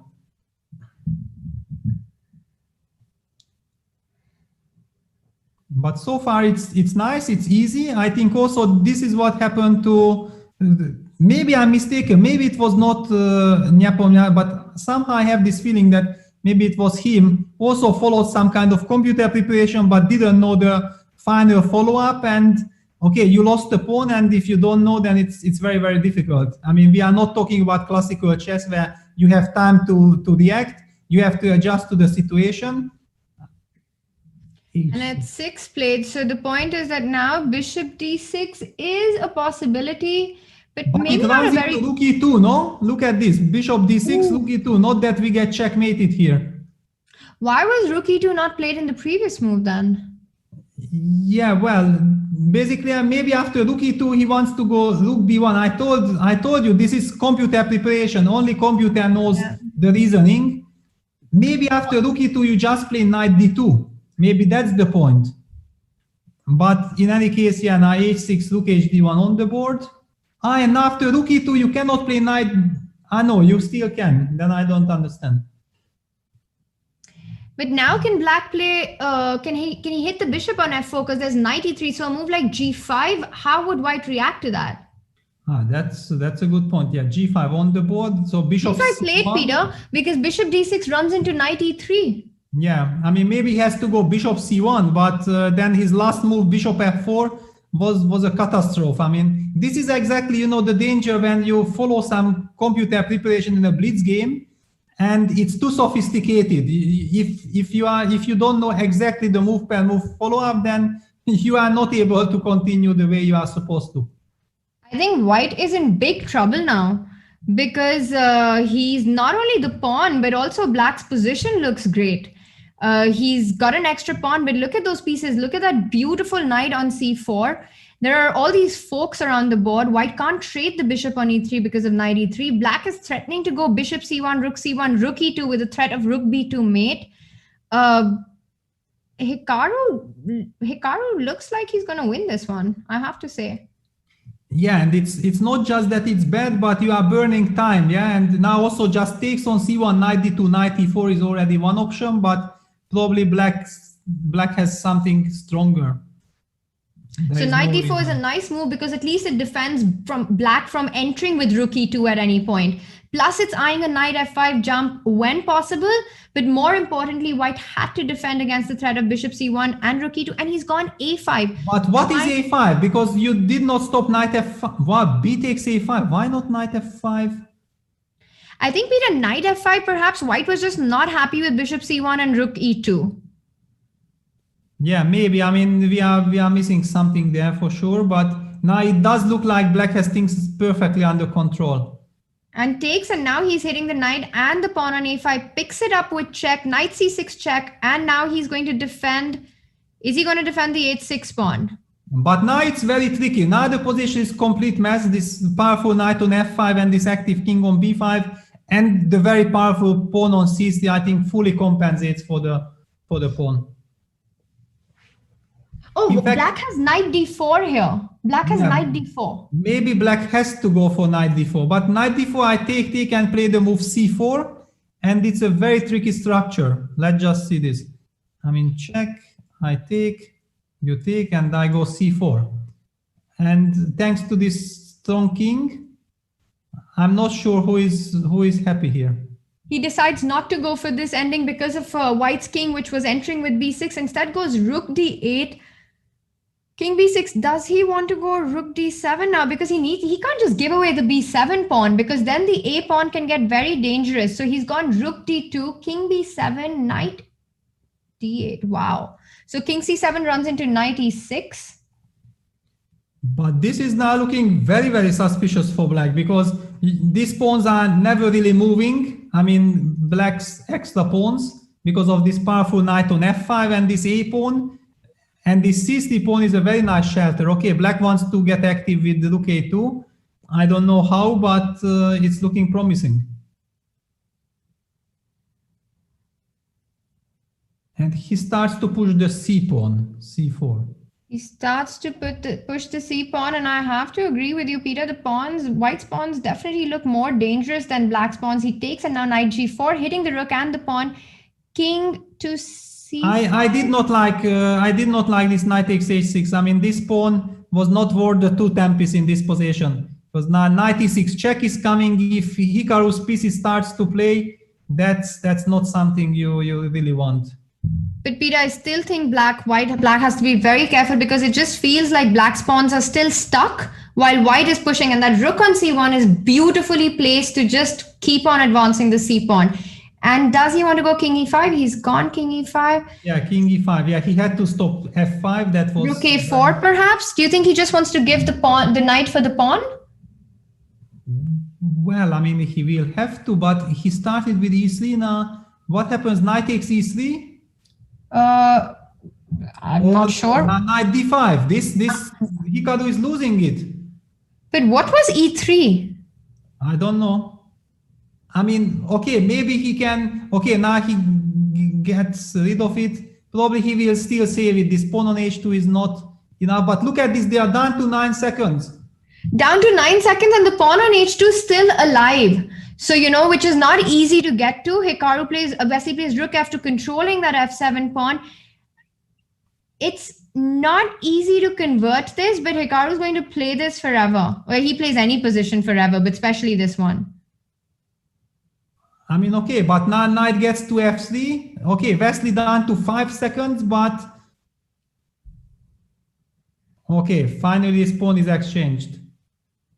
And there's no good square for the knight, and and that's it. That should be over soon. King f3, he's going to pick up the f4 pawn, but that doesn't matter. Trades, this is... Wow, look at that, was a pre-move. King g6 was a pre-move instead of taking the pawn. Professional, real professional. Brilliant stuff. Just brilliant. This is amazing. This an is incredible fight. Somehow I feel that draw was the most deserved result, because at the beginning it was Hikaru who was clearly better there. Peter, everyone in the chat is saying that this match is going down to the wire, and we can't agree more. I mean, look at that score. It's 7-7. I think we are more than halfway through the match, and what brilliant games we've been treated to. Yeah, and what a high level. I mean, don't be fooled by this one move mistake. So, I mean, the whole picture is just amazing. I mean, the whole picture is amazing. The players are really putting the pressure on their opponents. I somehow even have the feeling it's pity that this match will end at some point. Yeah, because we could be just watching this on forever. But we are still got to have a winner who will qualify for the finals and then face the winner between Magnus Carlsen and Maxime Vachier-Lagrave. That semi-final is going to be on Friday. Another very exciting matchup. But for now, anything can happen in this one. Just go either ways. And I think this is what makes it so exciting. You know, when you have no clear favorite, the format keeps shifting. And I think the one thing we can say from certainty is that Hikaru is really confident about his bullet skills for all the right reasons, of course. Yeah, but I think during the whole series, we have seen that whenever we have seen clashes like two top stars against each other, it was always very, very close. Yeah, and look at this. Look at this. Wesley avoids repetition. We are not sure if Hikaru would have repeated, but it's basically the first sign that Wesley says that, you know, yeah, maybe this is one of my last 3 minutes games. Let me try to get the most out of it because we are moving towards Hikaru's territory, the bullet. I like how you call it Hikaru's territory because I completely agree with that. It's really where he really shines. And so b5 was in the air, which is why he had to fall back with the knight to e3, hitting the bishop. I think does black want to get an f5 at some point, Peter? Or d5? Yeah, well, it's a very double-edged position. Yeah, white makes sure that you never get this f5 break with g4. White wants to go g3, king g2, and one could argue that, okay, this is a blitz game. It's very important that white has this easy play g3, king g2. Okay, now black is advancing his queenside pawn. He needs something. He wants to get bishop to b6. Later also, so that in the right moment he can eliminate this knight on e3. Yeah, bishop b6 played. White gonna play king g2. Basically, this is all very, very natural. Goes with your plan. And what I think what your point is such an instructive point that, you know, in a blitz game, if you have a plan, you can make those moves really quickly and then pick up on the clock. And we see Hikaru doing that, up by almost 20 seconds. G4, a very nice move, crushing all dreams of F5. And now he has a clear plan against the H6 pawn. Defends it. I think Wesley at some point has to try and get in a d5 break, but he has to be really careful how he times it. Maybe a move like queen f6. He's done it. He's gone for d5. Yeah, I mean, I'm a little bit surprised that there was a chance for black to play the move d4, because d5, d4 looks to me very tempting. Aha, first Wesley goes a3. He wants to get the best addition, but will he get chance to do that? Not 100% sure. I mean, not definitely d4, no, just look at d8. I like that as well, because perhaps he wants to trade on e4 and get that queen in, which is why Hikaru plays rook d1 just against the idea of d4, so that he can capture back with the pawn. Although bishop e4 also looks like a very good possibility there. Yeah, I mean, after d takes e4, I would love to play bishop takes e4. I mean, I don't like Wesley's last 2-3 moves. I mean, I feel like d5, d4 was so much in the spirit. I mean, what is this rook doing on e8? He wants to go rook d6. Rook d6. Yeah, but still, this is, why do you do that? And you know, Peter, there it could turn into something. He's gone with the other rook to h1, so crushing all ideas of a sacrifice on d5. And now he shifts to the e5 pawn. That's an interesting shift. Yeah, but go d5, d4. They just don't want to listen to me. I mean, okay, they just say, no, Peter is old already. No, we don't care what he's talking about. I don't know. I just don't know, because I don't understand. It looks to me that once you play the move d5, d4 from black, then everything comes natural. Why now after b4, white has all these queen b3 ideas. He's hitting the d5 pawn, maybe a3 pawn will be weak. Why didn't you fix this structure already? And now suddenly we see that actually the a3 pawn can be dangerously weak, because it's so easy to pick it up, I think. And the point is that now if you go d4, white can play c4 simply. And then just kill your bishop. Exactly. Now with the pawn on b4, and you can never capture. Yeah, he has to go g4. That was his trick. Yeah, he got his trick in with g4. So what's the trick? You just trade off the rooks and you claim that you sacrifice the pawn, and without rooks, white can't do anything? Yeah, you have this queen g5 counterplay. I mean, he wants to get access to the f2 pawn with some rook d2. I mean, some activity, making sure that white will forget about fighting for advantage. That's actually a nice trick then, because this move I did not see. Queen g5 with the idea rook d2, hitting on the f2 pawn, opposite color bishops. If you can create initiative against your opponent's king, then the pawns just don't matter.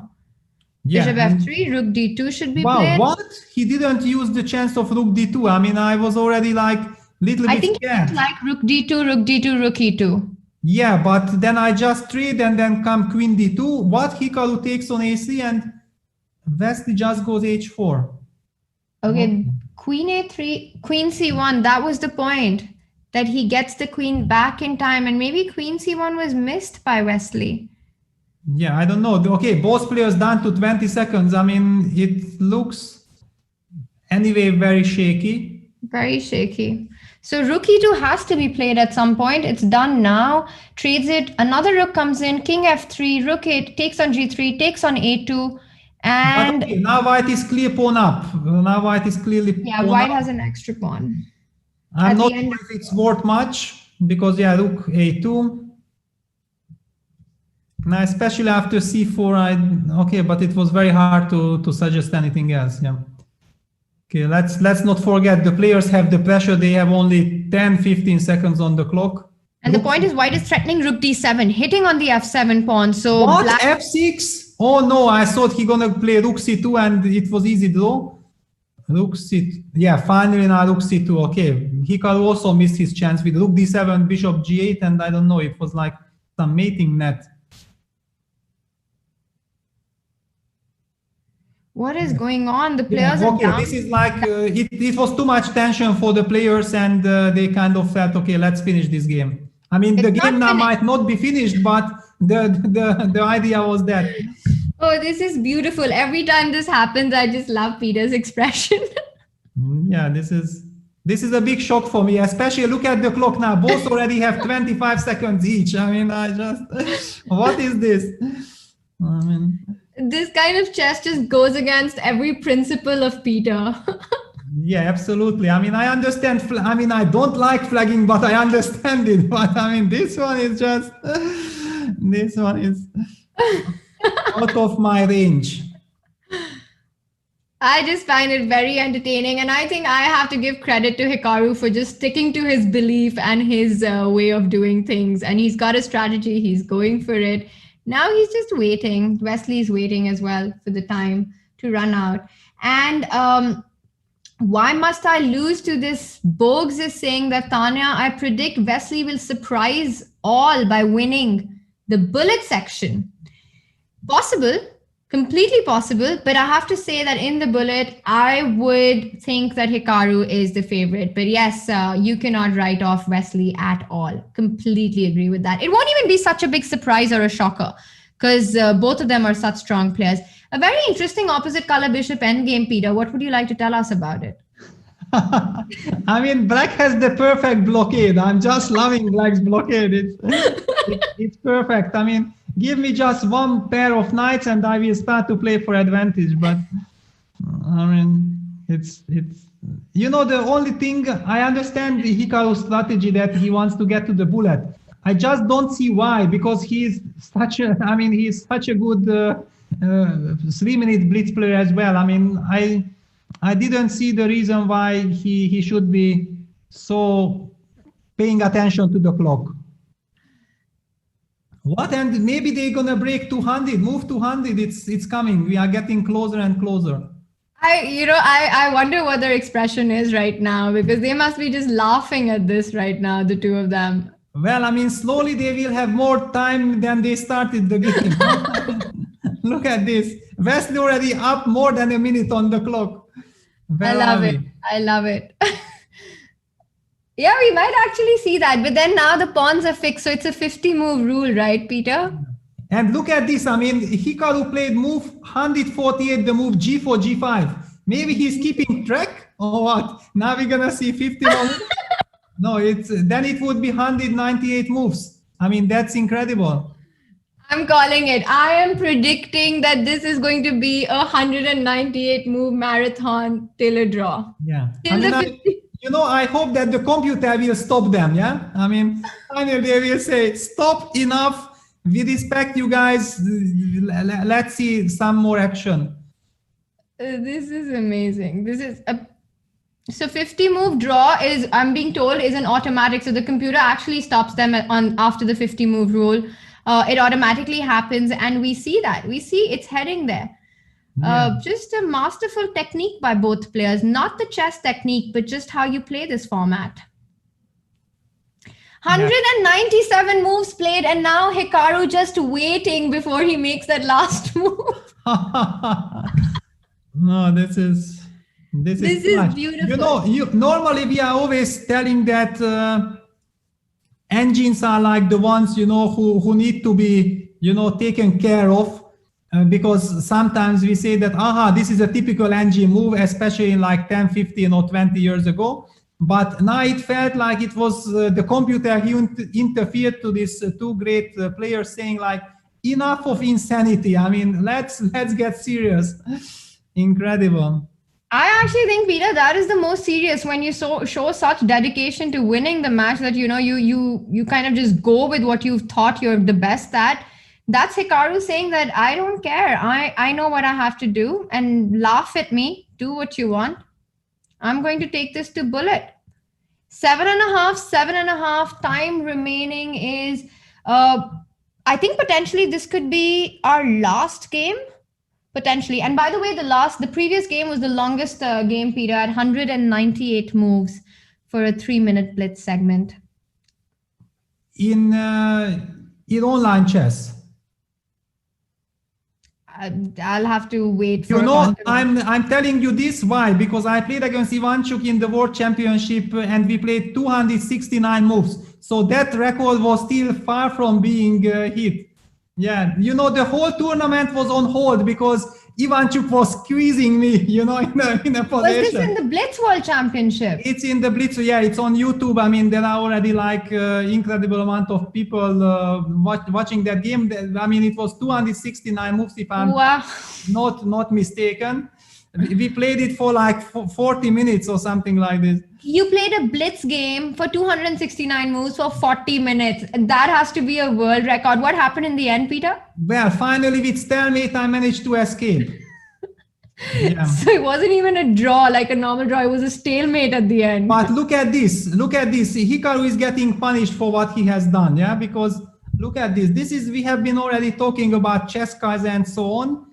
Playing for so long that position, maybe it backfires against Kaisa.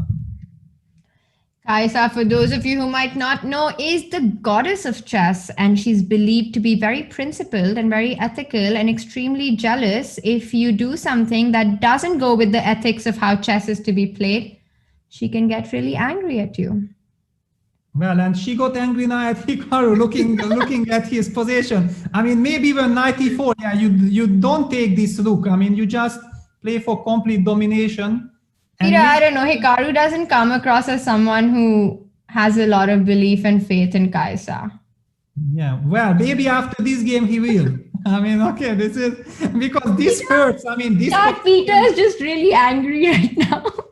No, I mean, I don't mind. I mean, I just feel like, no, I mean, I understand the Hikaru strategy, everything, but I mean, he's so brilliant. I mean, he doesn't need this.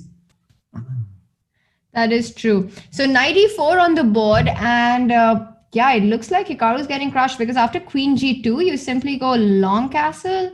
Yeah, after Queen G2 long castle, I think it's game over because there is no defense.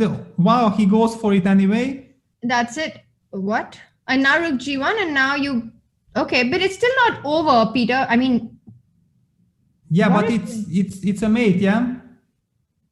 Not anymore. Not anymore. What? Queen E4. Queen takes E4. That was a really nice defense, and that was a really nice defense. Okay, I mean it was completely lost. Wesley played also way too fast. Queen E4.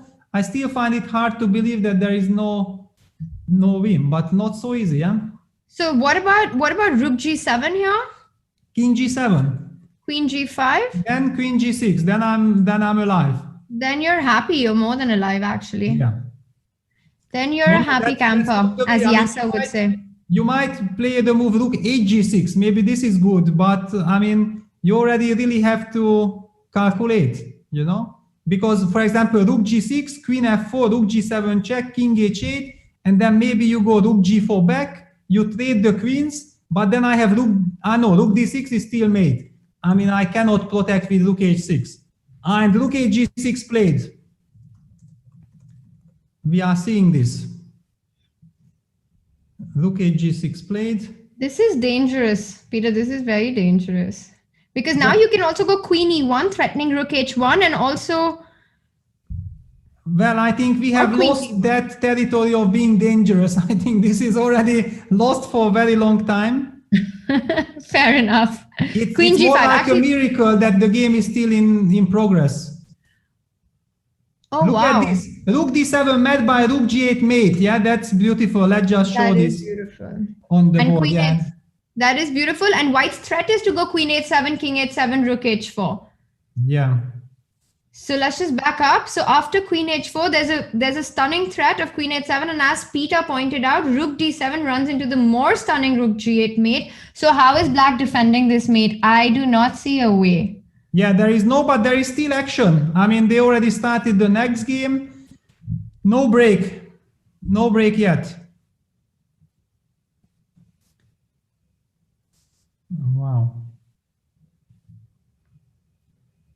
Now I believe Hikaru is really angry because this last game was a little bit humiliating, you know, because I mean, that was maybe there was this game when Hikaru blundered the bishop, but otherwise all the games, whoever won, it was after some incredible fight. But this one, he somehow played too quickly. He ran into some terrible attack on the king side, and he couldn't, he was fighting. I mean, it was incredible how he survived for so long, but yeah, finally he couldn't change the outcome.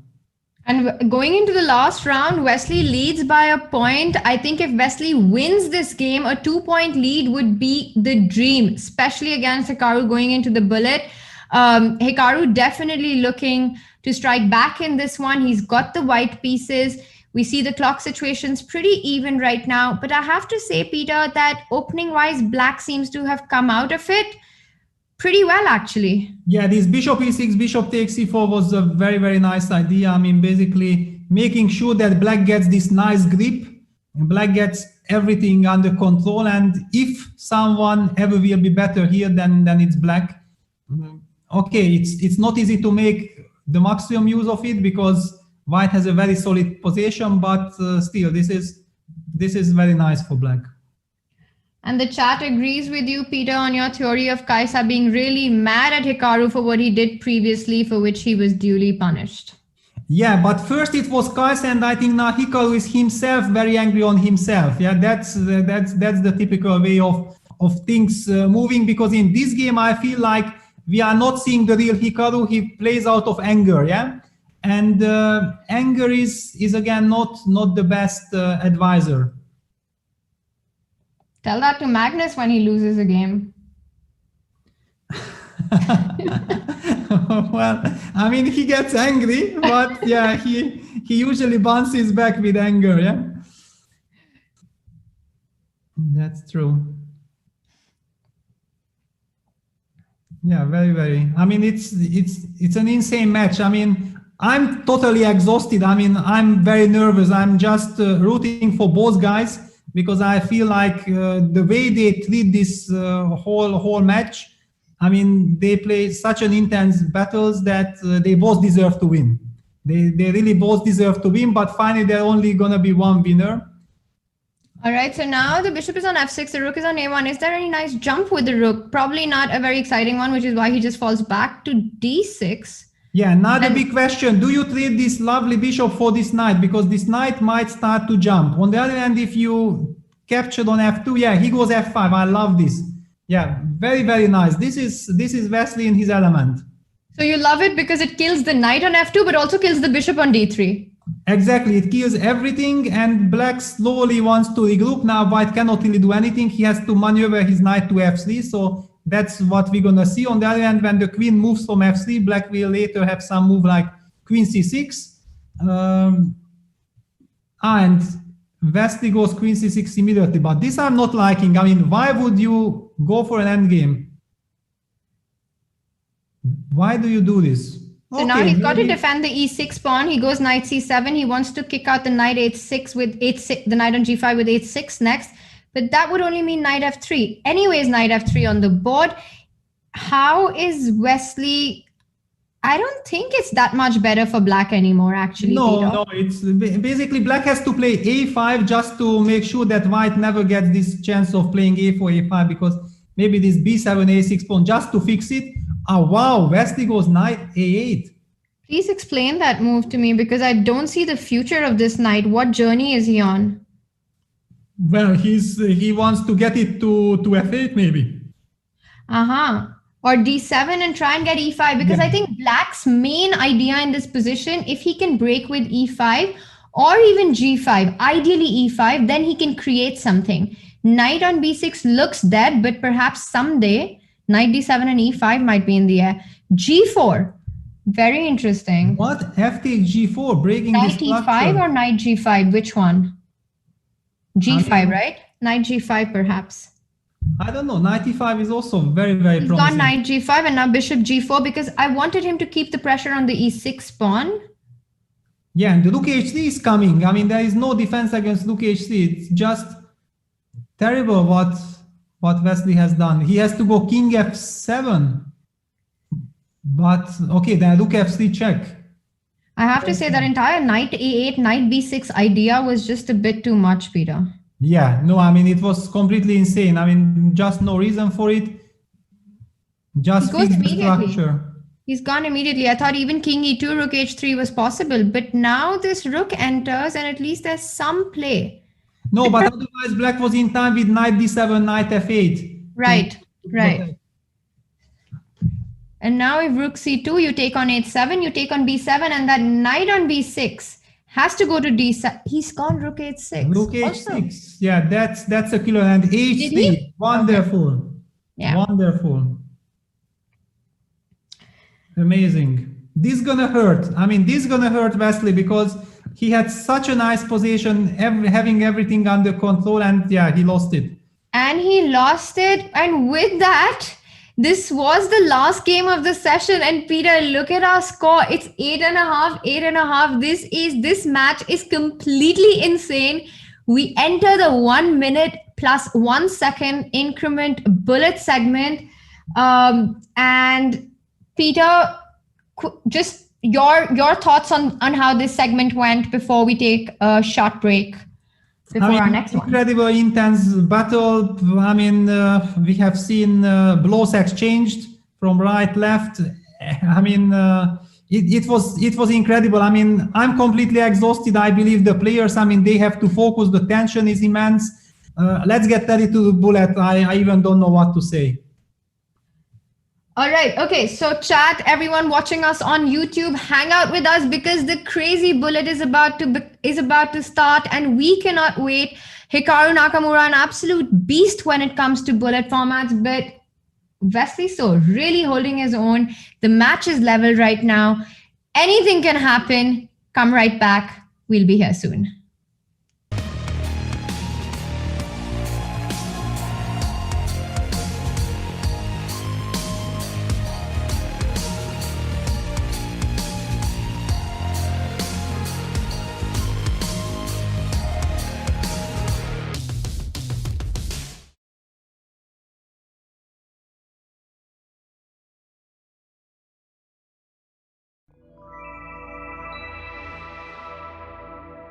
Okay, I'm ready. I am supposed to checkmate black. Okay, I know that queen could go here, but then, the knight, the black knight can stop me if I go here. Okay, so I'm gonna go here. Yay, I got it. All right, this is easy. Next one, white to play and win. Okay, well, I can go here. Oh, something with the knight. I know it's something with the knight, but I can't take this. Oh, why didn't I do that?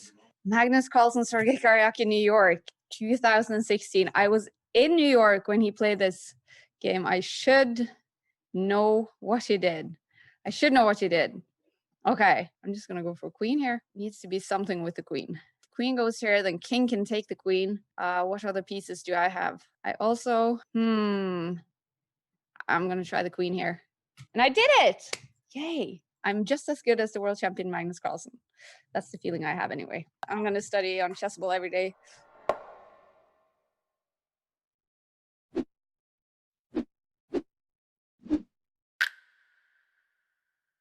It's time to take control of your journey towards chess mastery. Magnus Carlsen introduces Chessable, the definitive solution for studying chess. Move Trainer uses the science of spaced repetition to identify your strengths and eliminate your weaknesses. There's no need to set up a board, remember which page you're on, or keep track of all the moves you miss. Move Trainer empowers you to go from the opening to the end game with confidence. It's a seamless, effective, and fun way to study chess. Choose from one of the largest online chess libraries in the world, with hundreds of titles ranging from classic books through to our exclusive Chessable courses, including over 100 free courses.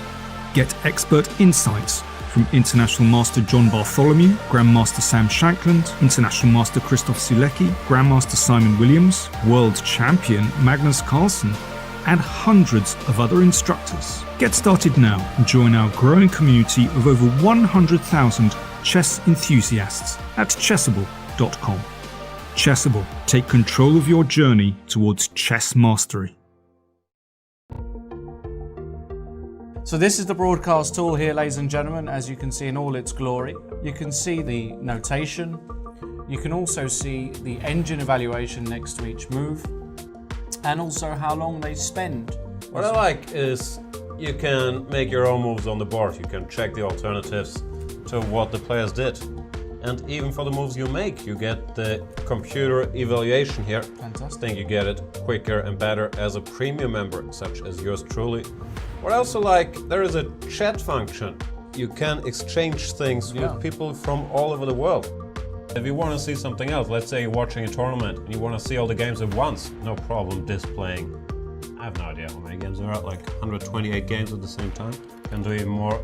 This is a team competition. You click on multi-board. That's beautiful. You can see all the 8 games going on at once. You can see the games and standings, which I... What we got? I'll click around. Games and standings here. Yeah.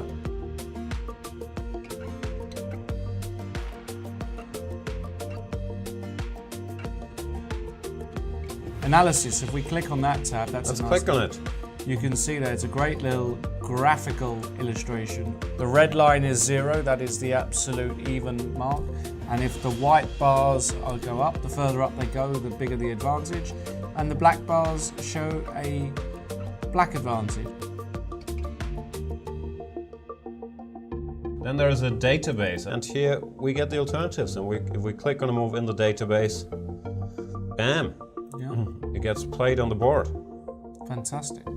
And then the PGN can even be downloaded. I like that feature. Yeah. Whatever tournament or game you're following, you click it and you open it in the program of your choice. Yeah, and one of the great things I like to see as well is when we get a video from the playing hall. I like to see them in their seats, nervous, you feel the tension, you feel like you're there, don't you? Chess is really becoming a spectator's internet sport. Great that we can see that. I also love to see the fact that we can get in some of our friends to join us during the broadcast, and it's all interactive. That's what we love. And a lot of overview functions there. A lot of great functions there, ladies and gentlemen. Make sure you take advantage of all of them. Let's get back to the commentary. Keep tweeting us, hashtag C24Live. We love to hear from you. Ask us anything mainly about Lawrence life, but if you have other questions, they're also welcome. Also send us anything you like about Jan. Hashtag C24Live. Absolutely.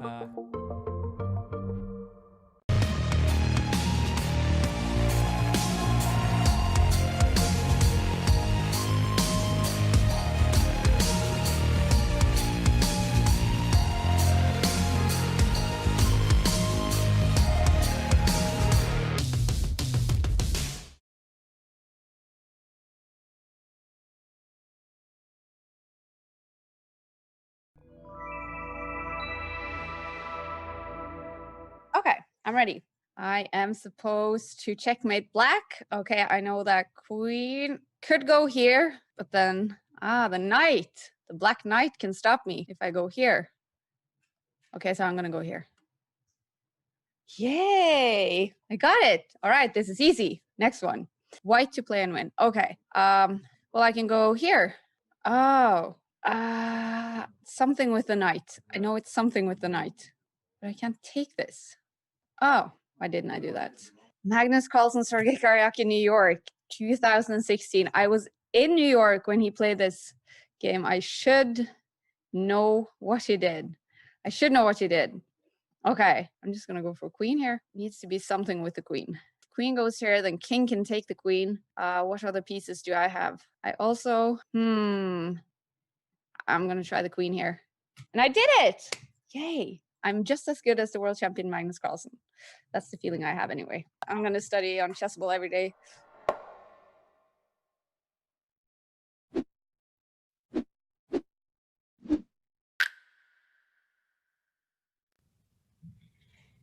Welcome back, everybody. We are about to kick off our final segment where one must win. We've had a level score so far. We are down to the 1 minute plus 1 second increment, the bullet portion.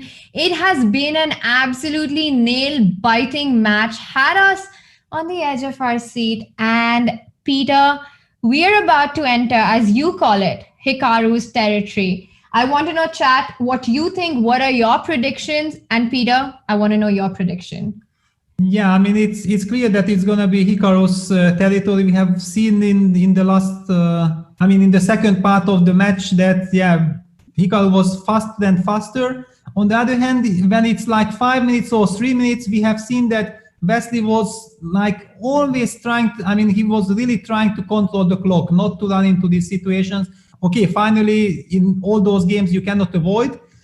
So we have seen, and whenever it got down to a few seconds, then, Hikaru's skills somehow were really incredible. Now, when it's a 1 minute game, it starts with a 1 minute, it has, of course, completely different dynamics.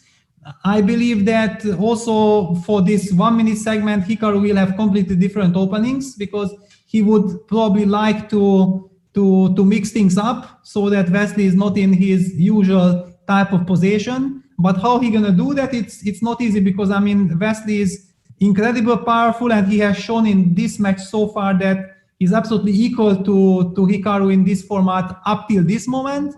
What will happen? We have to see and wait. Not for too long. It's a 30-minute segment, Peter, and of course, a lot at stake. The winner of this goes through to the final and then faces Magnus or Maxime Vachier-Lagrave, depending on who wins on Friday. That's when we have our second semi-final. Of course, there's also prize money at stake. So definitely both players have a lot to fight for. More than anything, the pride to win the Speed Chess Championship. Hikaru won it in 2018 and 2019 while facing Wesley in the finals, while the 2017 championship was taken by world champion Magnus Carlsen. It's just going to be a very, very exciting bullet format. No time to breathe. We've been talking a lot about Hikaru's strategy of burning the clock and bringing the match to this format, because I believe that Hikaru believes that when it comes to bullet, no one can touch him. Yeah, we're gonna see if he's right or not, because Wesley is also so far put up a tremendous show. And you remember the match between Fedoseev and Nakamura, it was kind of one-sided, but when it got to bullet, Hikaru was still dominating, but the games were so intense and so exciting.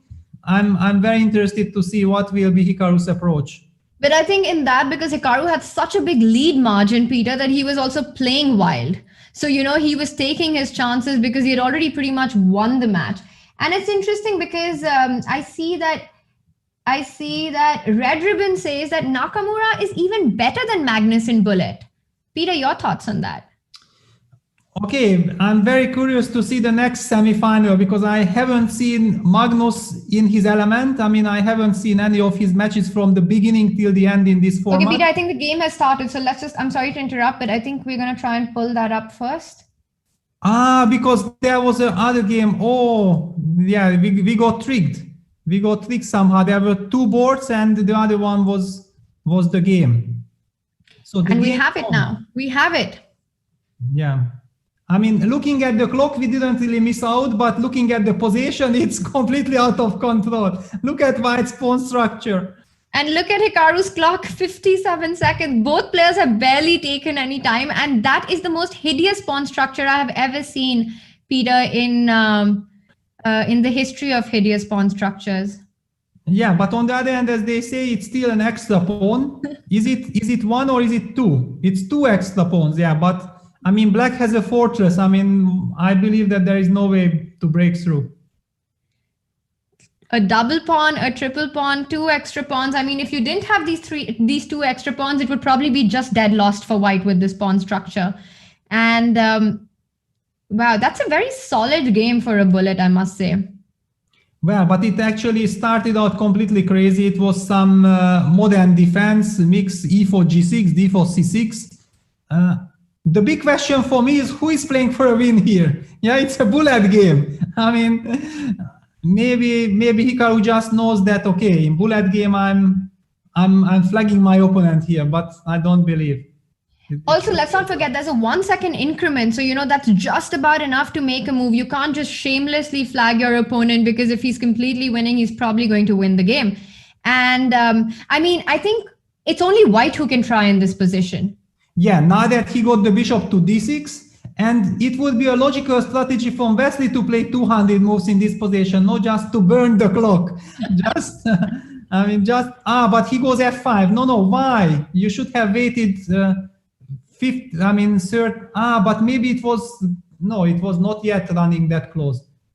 I'm sure it wasn't. You mean the 50 move rule to a pawn move? It was still far away. There was no reason. If we are talking about burning the clock, then it was not necessary. This could be a repetition. I just repeated that thrice. Yeah. And there we have it. A bullet game that ended in a draw. Haven't seen that one too often. Well, this is not the usual type of bullet. Yeah, really, it's so much at stake. You're absolutely right. This is not the Fedoseev Hikaru match when everything was decided. So basically, Hikaru could just go for the entertaining factor. This is now all about score, all about winning the match. And I'll tell you one thing, Peter, I believe that, even that Hikaru perhaps will not burn the clock unnecessarily in this format unless he's leading the match, because I think the more bullet he plays, the more he feels his chances are to win in this segment. Yeah, that's why I did not understand Wesley. But by not burning the clock, it means that he has enough confidence that he can take on Hikaru, and there is just no reason to burn the clock. That's what he wanted to signal. And look at this, he's very impressive. He plays very fast, but now we see Hikaru in his element f4, h4, h5, f4. He tries to create attack against Black's king, but Black's position is very solid. And that bishop on b7 needs to be traded, because it's just such a monster on that diagonal, eyeing the g2 pawn. I think white has to go bishop f3 at some point. He's gone bishop d3. He doesn't want to trade the bishops. Yeah, and looking at the position, if it would be a classical game, I would say that Hikaru is in trouble, but a bullet game, I don't dare to say that. He's also, okay, the clock situation is pretty even, so nothing to worry about that just yet. And he goes e4. So that's how Hikaru wanted to kill the bishop on b7 by getting the center. I really like Black's knight on g4, which can never, ever be moved from there. Moves away. Rook a1 is an option. He doesn't want to trade. He goes rook e2. Yeah. Queen c1. And now the h4 pawn comes under fire. Knight f3, the only way to defend that. And is... Wow, I feel like all the pawns on different sides of the board are being constantly attacked by Black. Yeah, it looks like it's very good for Black, but okay, now we are getting to the dramatic period. Yeah, and just f6. Look how Black, sorry, go on, Peter. Yeah, no, queen f6, rook takes d6, yeah, rook a1, and then the f4, but bishop on c6 is still hanging. This is gonna be dramatic. Wow, okay, f5 played, and knight e5. I like that move, because if you trade, queen e5 hits the rook, and then you pick up the f5 pawn, so you don't trade. He goes knight g5. Wow, what the earth? What is going on? Yeah, but now it seems like white is maybe in control. Yeah, he will win the queen. Knight e6 check.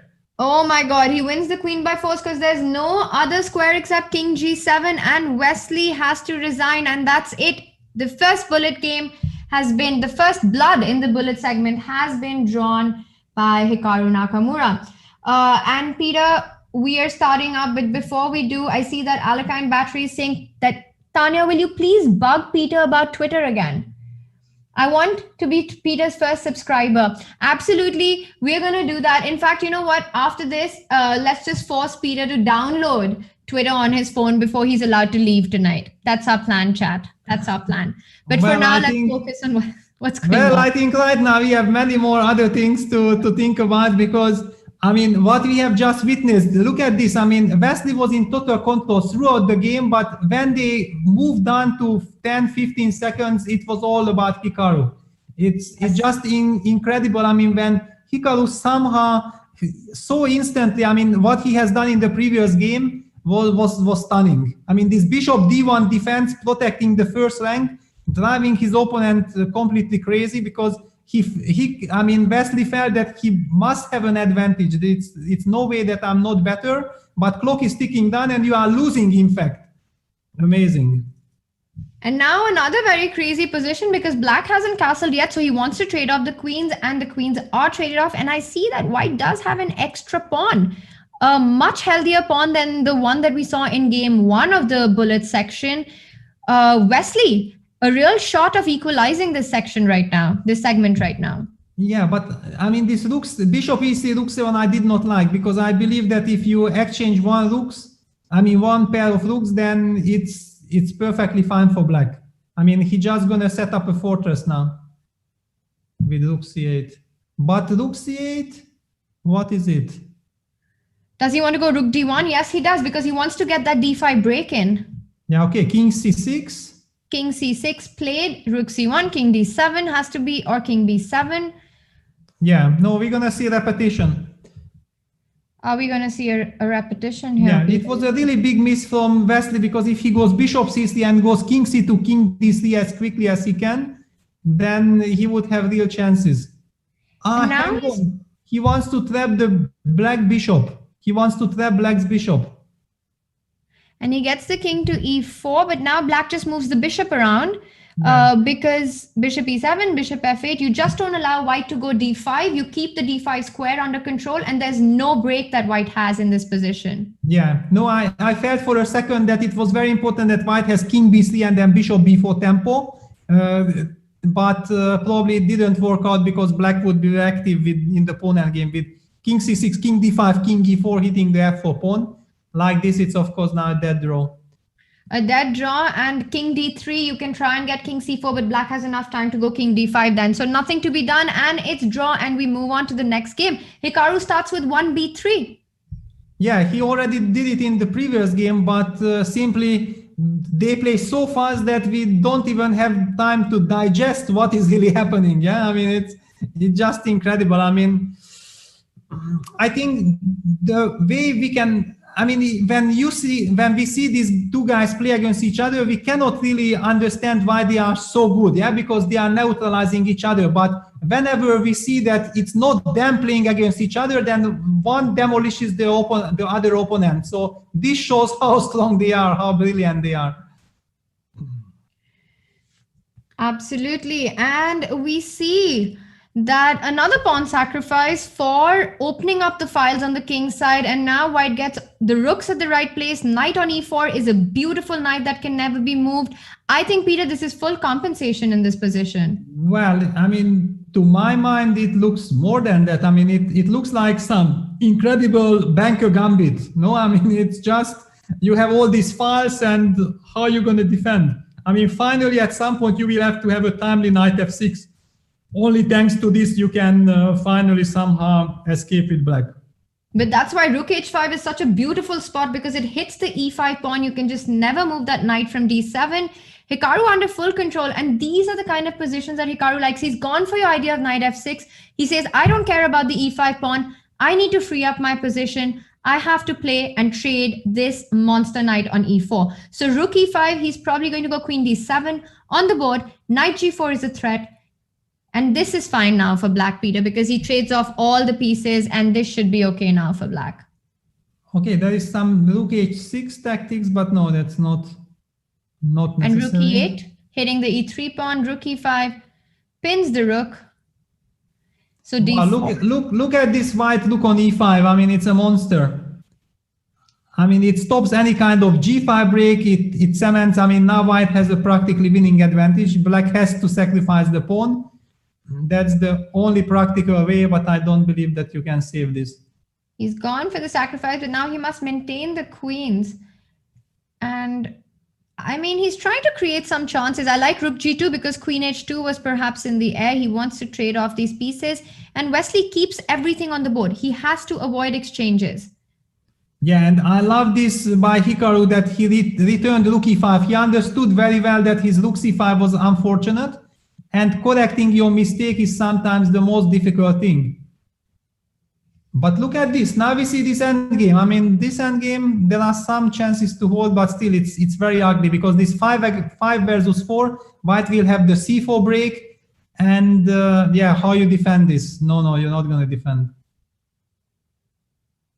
King b5 runs into rook d6 or rook e6. So he wants to go. What does he want to go?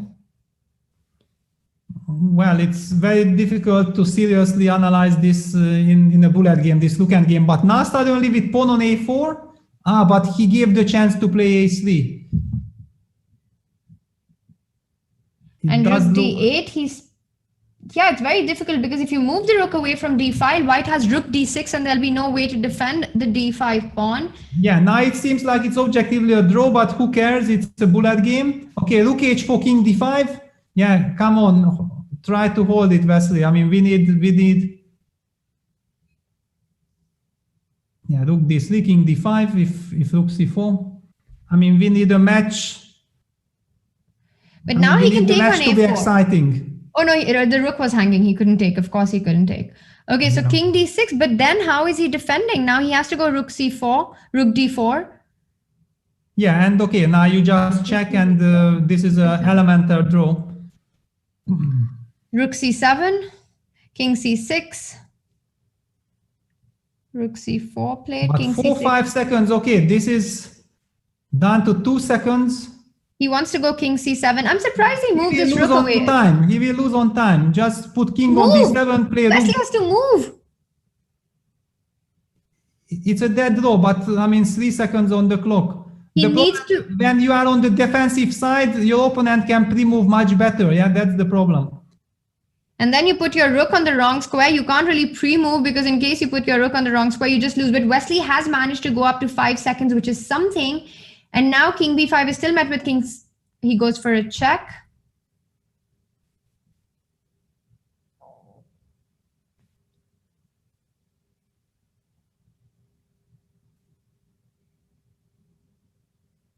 What is going on? Okay, now this is just over, right? Because your king is on c7 and rook b5, rook a5.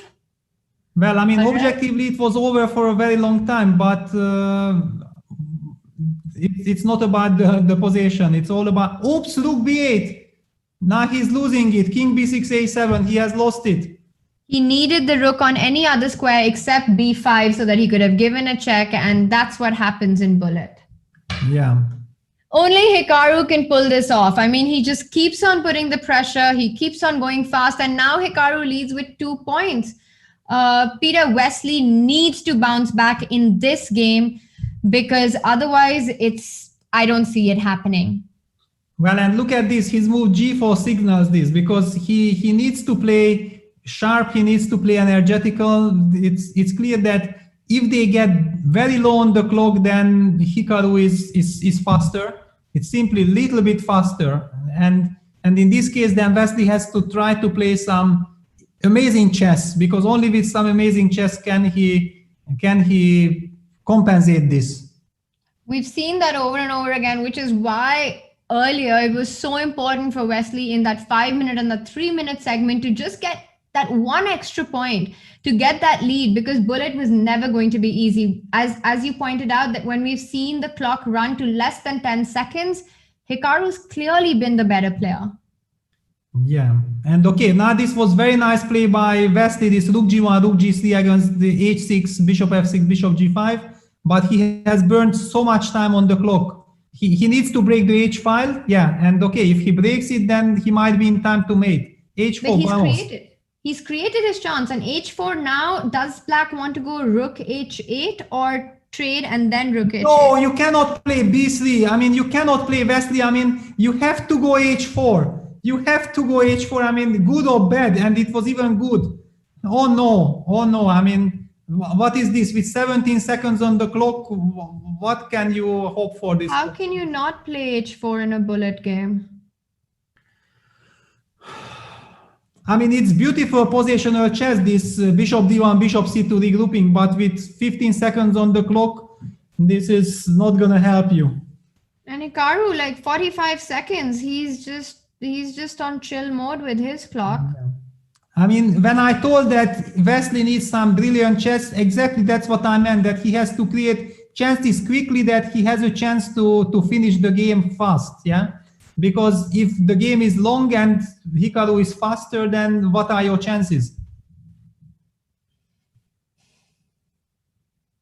And now 13 seconds, you don't win these kind of positions in 13 seconds. It's a positionally very nice position, but how do you convert it? That h4 was his move, and now the rooks are traded. The rook on g3 looks stupid now. He needs to move the knight and bring this rook to the other side. Yeah. Defending c4, the c4 pawn was attacked bishop, so he moves the knight away. Black doesn't have any problems in the position, actually. Trades the queen, which is perhaps going to be rejected, but actually the point is that he must trade it because rook b3 was coming in. Anyway goes rook b3. No, I mean, objectively, white is of course really enjoying this position, but I mean, not with 10 seconds on even 9 seconds on the clock. Pins the knight on b5 and threatens. Yeah, now takes on b5, knight c7, he gets the blockade, and that's it. I mean, he's gone for it, Peter. Yeah, you cannot break this blockade. I mean, it's so easy for black to play.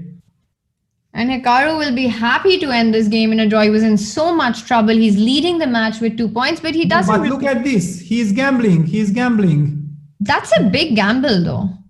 But okay, we know with king e7, he controls, and now the c pawn runs.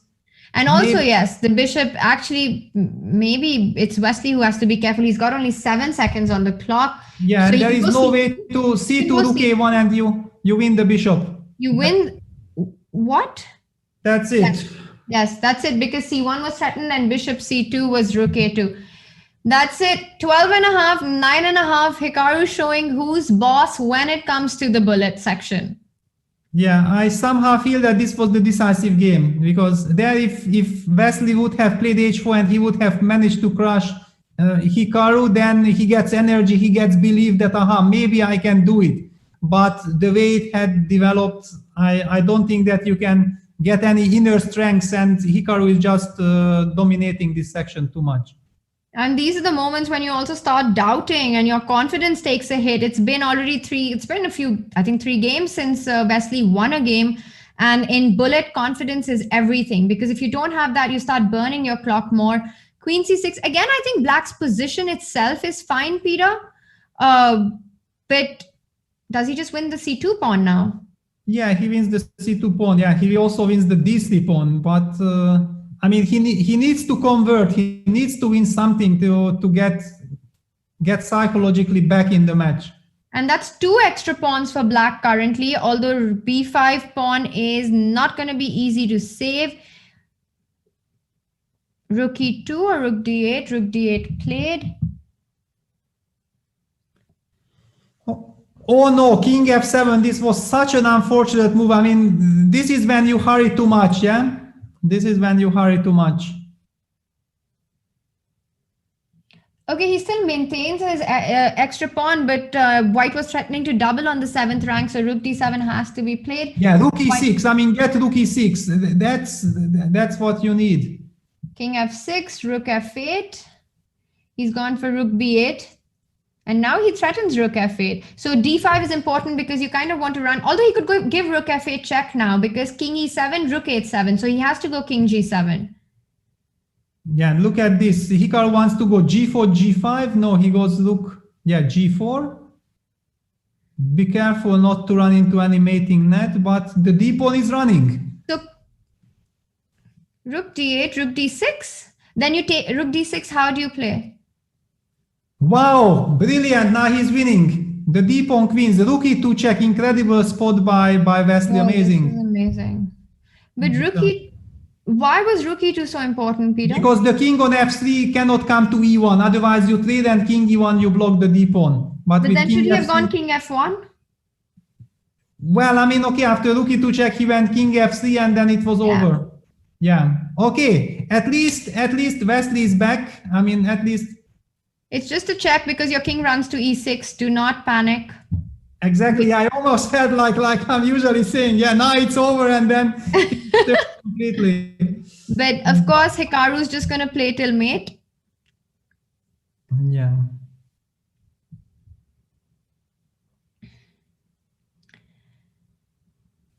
And Hikaru just burning the clock, because this means that the lead is down to 2 points, but we can see the time running out. Peter, only 8 minutes to go, which means Wesley needs to win the next game. If he doesn't, the match is over. Yeah. Yeah, well, I mean, okay, but in this bullet, things can go so fast, yeah? I mean... All right, so... And the game is already on. The game is already on. I mean, it's just insane. I mean, we want to say something and we just don't get the chance. Yeah, I mean, for non-stop action, it's of course insane what these players are doing. I mean, it's very, very tough. I mean, they have to be 200% focused and they have to be so fast play on very high level. I mean, incredible. I mean, just kudos to both players. Kudos to both players, but Wesley needs to score this big point, because as we can see, there are only 7 minutes of this segment remaining. And that would roughly mean about 3 games if taken down to the wire. So Wesley needs to score a win right now. Otherwise, Hikaru takes it away, especially if it's a long game. Yeah, and it's going to be a long game. That's almost clear already. But now he gets this b4 in. This is very important, because if he manages to trade the dark square bishops as well, so bishop takes e4. I mean, yeah, takes on g7, takes. But yeah, with these pawns, it does feel like black is fine. There is the d6 weakness, but also the c4 weakness. So he couldn't immediately double on rook d2 because c4 was hanging. He tries to break with b5. I like that move, because if you take cb5, then cb5 gives white an edge. He blocks it. It's important to keep the c4 weakness on. But now he runs in with the knight to d5. Trading should not be that bad for black, because there's only just one weakness on the board. Looks very holdable. King e6, d5. Yeah, I mean, black is perfectly fine now. Even Wesley has to be careful, because rook takes c4 is hanging in the air. If he comes back, then there is some oops. Rook takes c4. Rook d6. Yeah, but this is lost. King d5 Yeah. and then c4, king c5, and it's game over. And the reason it's lost is because the c5 pawn is so dangerous for white. It's a beautiful passed pawn. Black has just gone rook d7. He wants to go rook c7 and just push this pawn. C4, c3. Don't want to play c4 right now because there was a threat of rook d4 check, so have to be careful about that. Okay, he was maybe a little bit too cautious, but still he has very good chances. Because actually, yeah, if you take with the pawn, then king c4 takes the b5 pawn, and like this, yeah, this doesn't look like you can save it. That's over. That is over. These two pawns just c4 now on the board, and these two pawns are just too fast. They are too fast. No, now e4 check, now rook d7 check. Maybe this is okay. Rook d7, king c3, e5, rook e1. No, but now it's lost. Yeah, now it's lost. No, rook Yeah. d5 maybe should have been, but no, with rook on e1, it's looking bad. Yeah. Because this rook on e1 is just the kind of rook you want. It defends everything, takes it, and that's it. Wesley resigns because he knows he can't waste time. He needs to get more games in, so he doesn't burn the clock. And we see bishop b5 check. A solid approach by Hikaru. He knows he's got it in his bag. He just needs to keep the time going. Yeah, he's again +3, right? He's +3, Peter. Yes, Yeah. he's at 13.5 to 10.5. Yeah. I mean, there was a second when I felt like, maybe there is some chance for some drama, but no, now it's Hikaru controlling the situation. Now it's Hikaru controlling.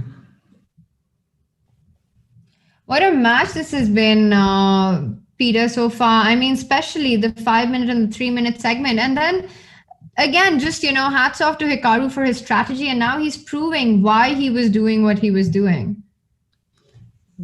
Yeah, but I mean, I still believe that there was no reason to do it. But yeah, it seems that the strategy worked perfectly. By the way, now rook takes d7 followed by queen. This is the typical little tactic for Hikaru, and that will end the match.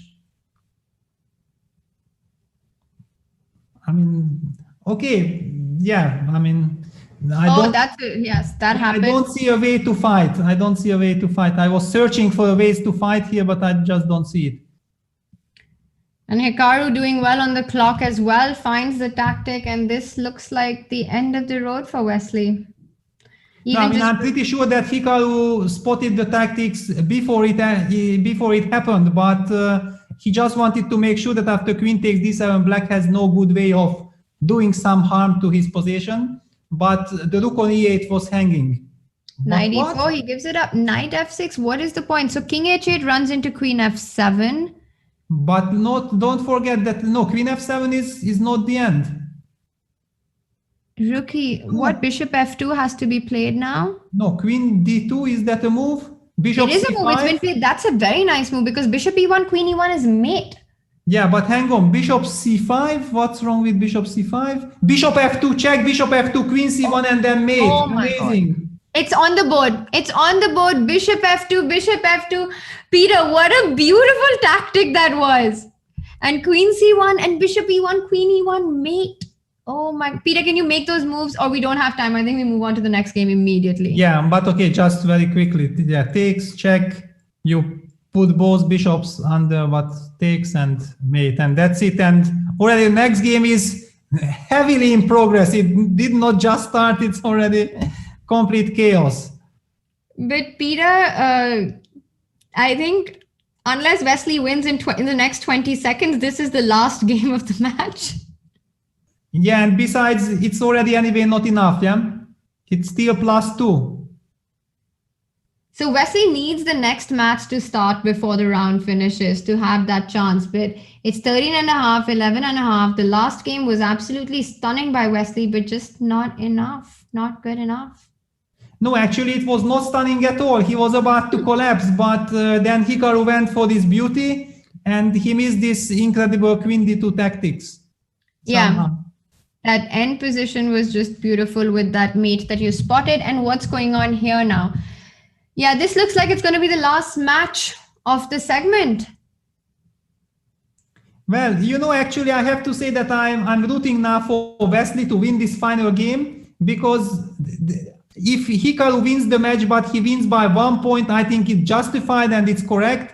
And then also people will give enough credit for Wesley, because, if Hikaru would have won after the bullet portion with the big segment, those who would just look at the final result would maybe be fooled, would think that it was one-sided or whatsoever. No, it was an incredible match, also fantastic performance from Wesley and from Hikaru. And if Hikaru wins by just 1 point, the smallest margin possible, then people will appreciate what Wesley has done in this match. Yes, but winning this game would be like winning the war but losing the battle, right? It's already pretty much over. And now we know that, I don't even see that happening, actually.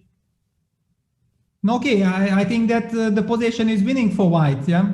E2, king f2, bishop e7. You do have g3 at the end. So yeah, this e2 pawn he's gone bishop e7, but bishop h4 is not a threat to be scared about. I think he wants to go bishop d8, bishop b6.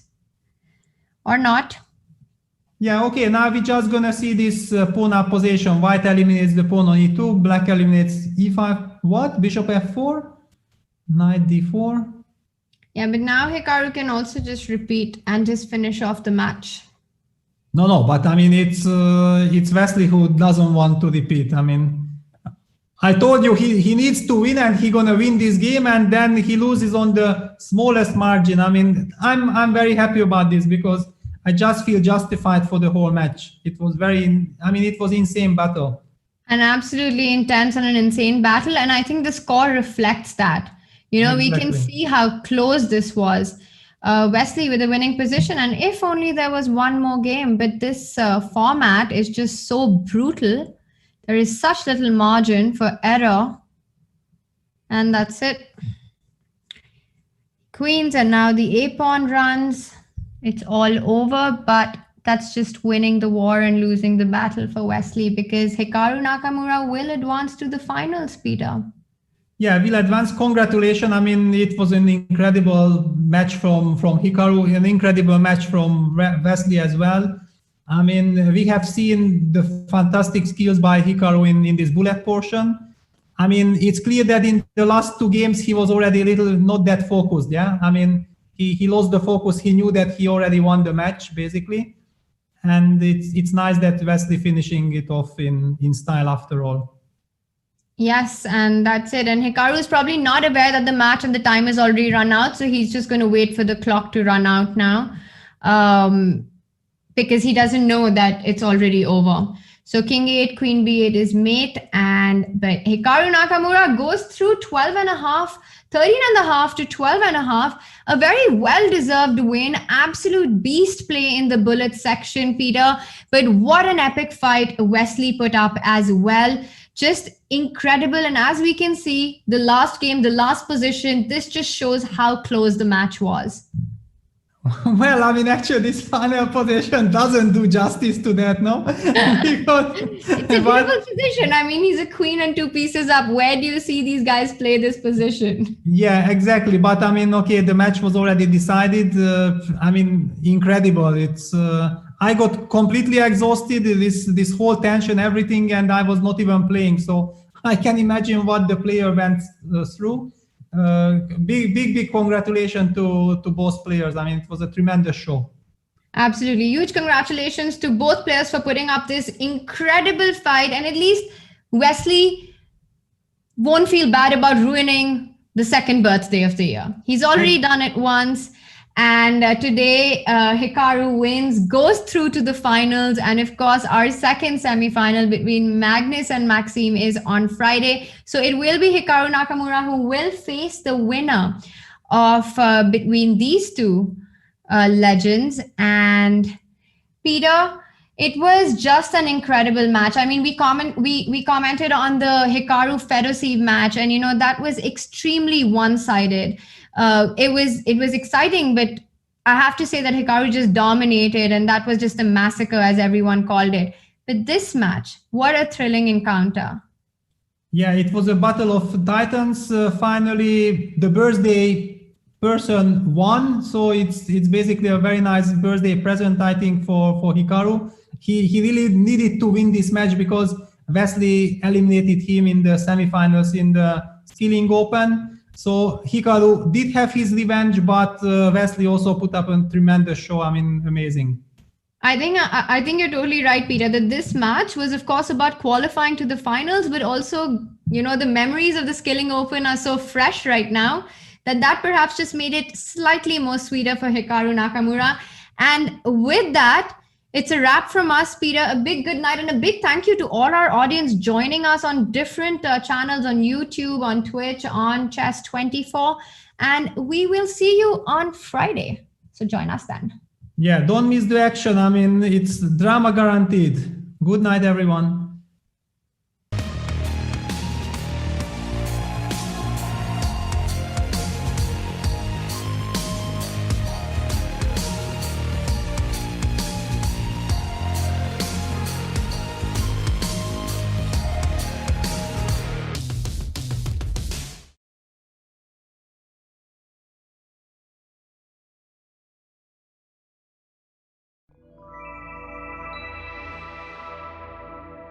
Okay, I'm ready. I am supposed to checkmate black. Okay, I know that queen could go here, but then, the knight. The black knight can stop me if I go here.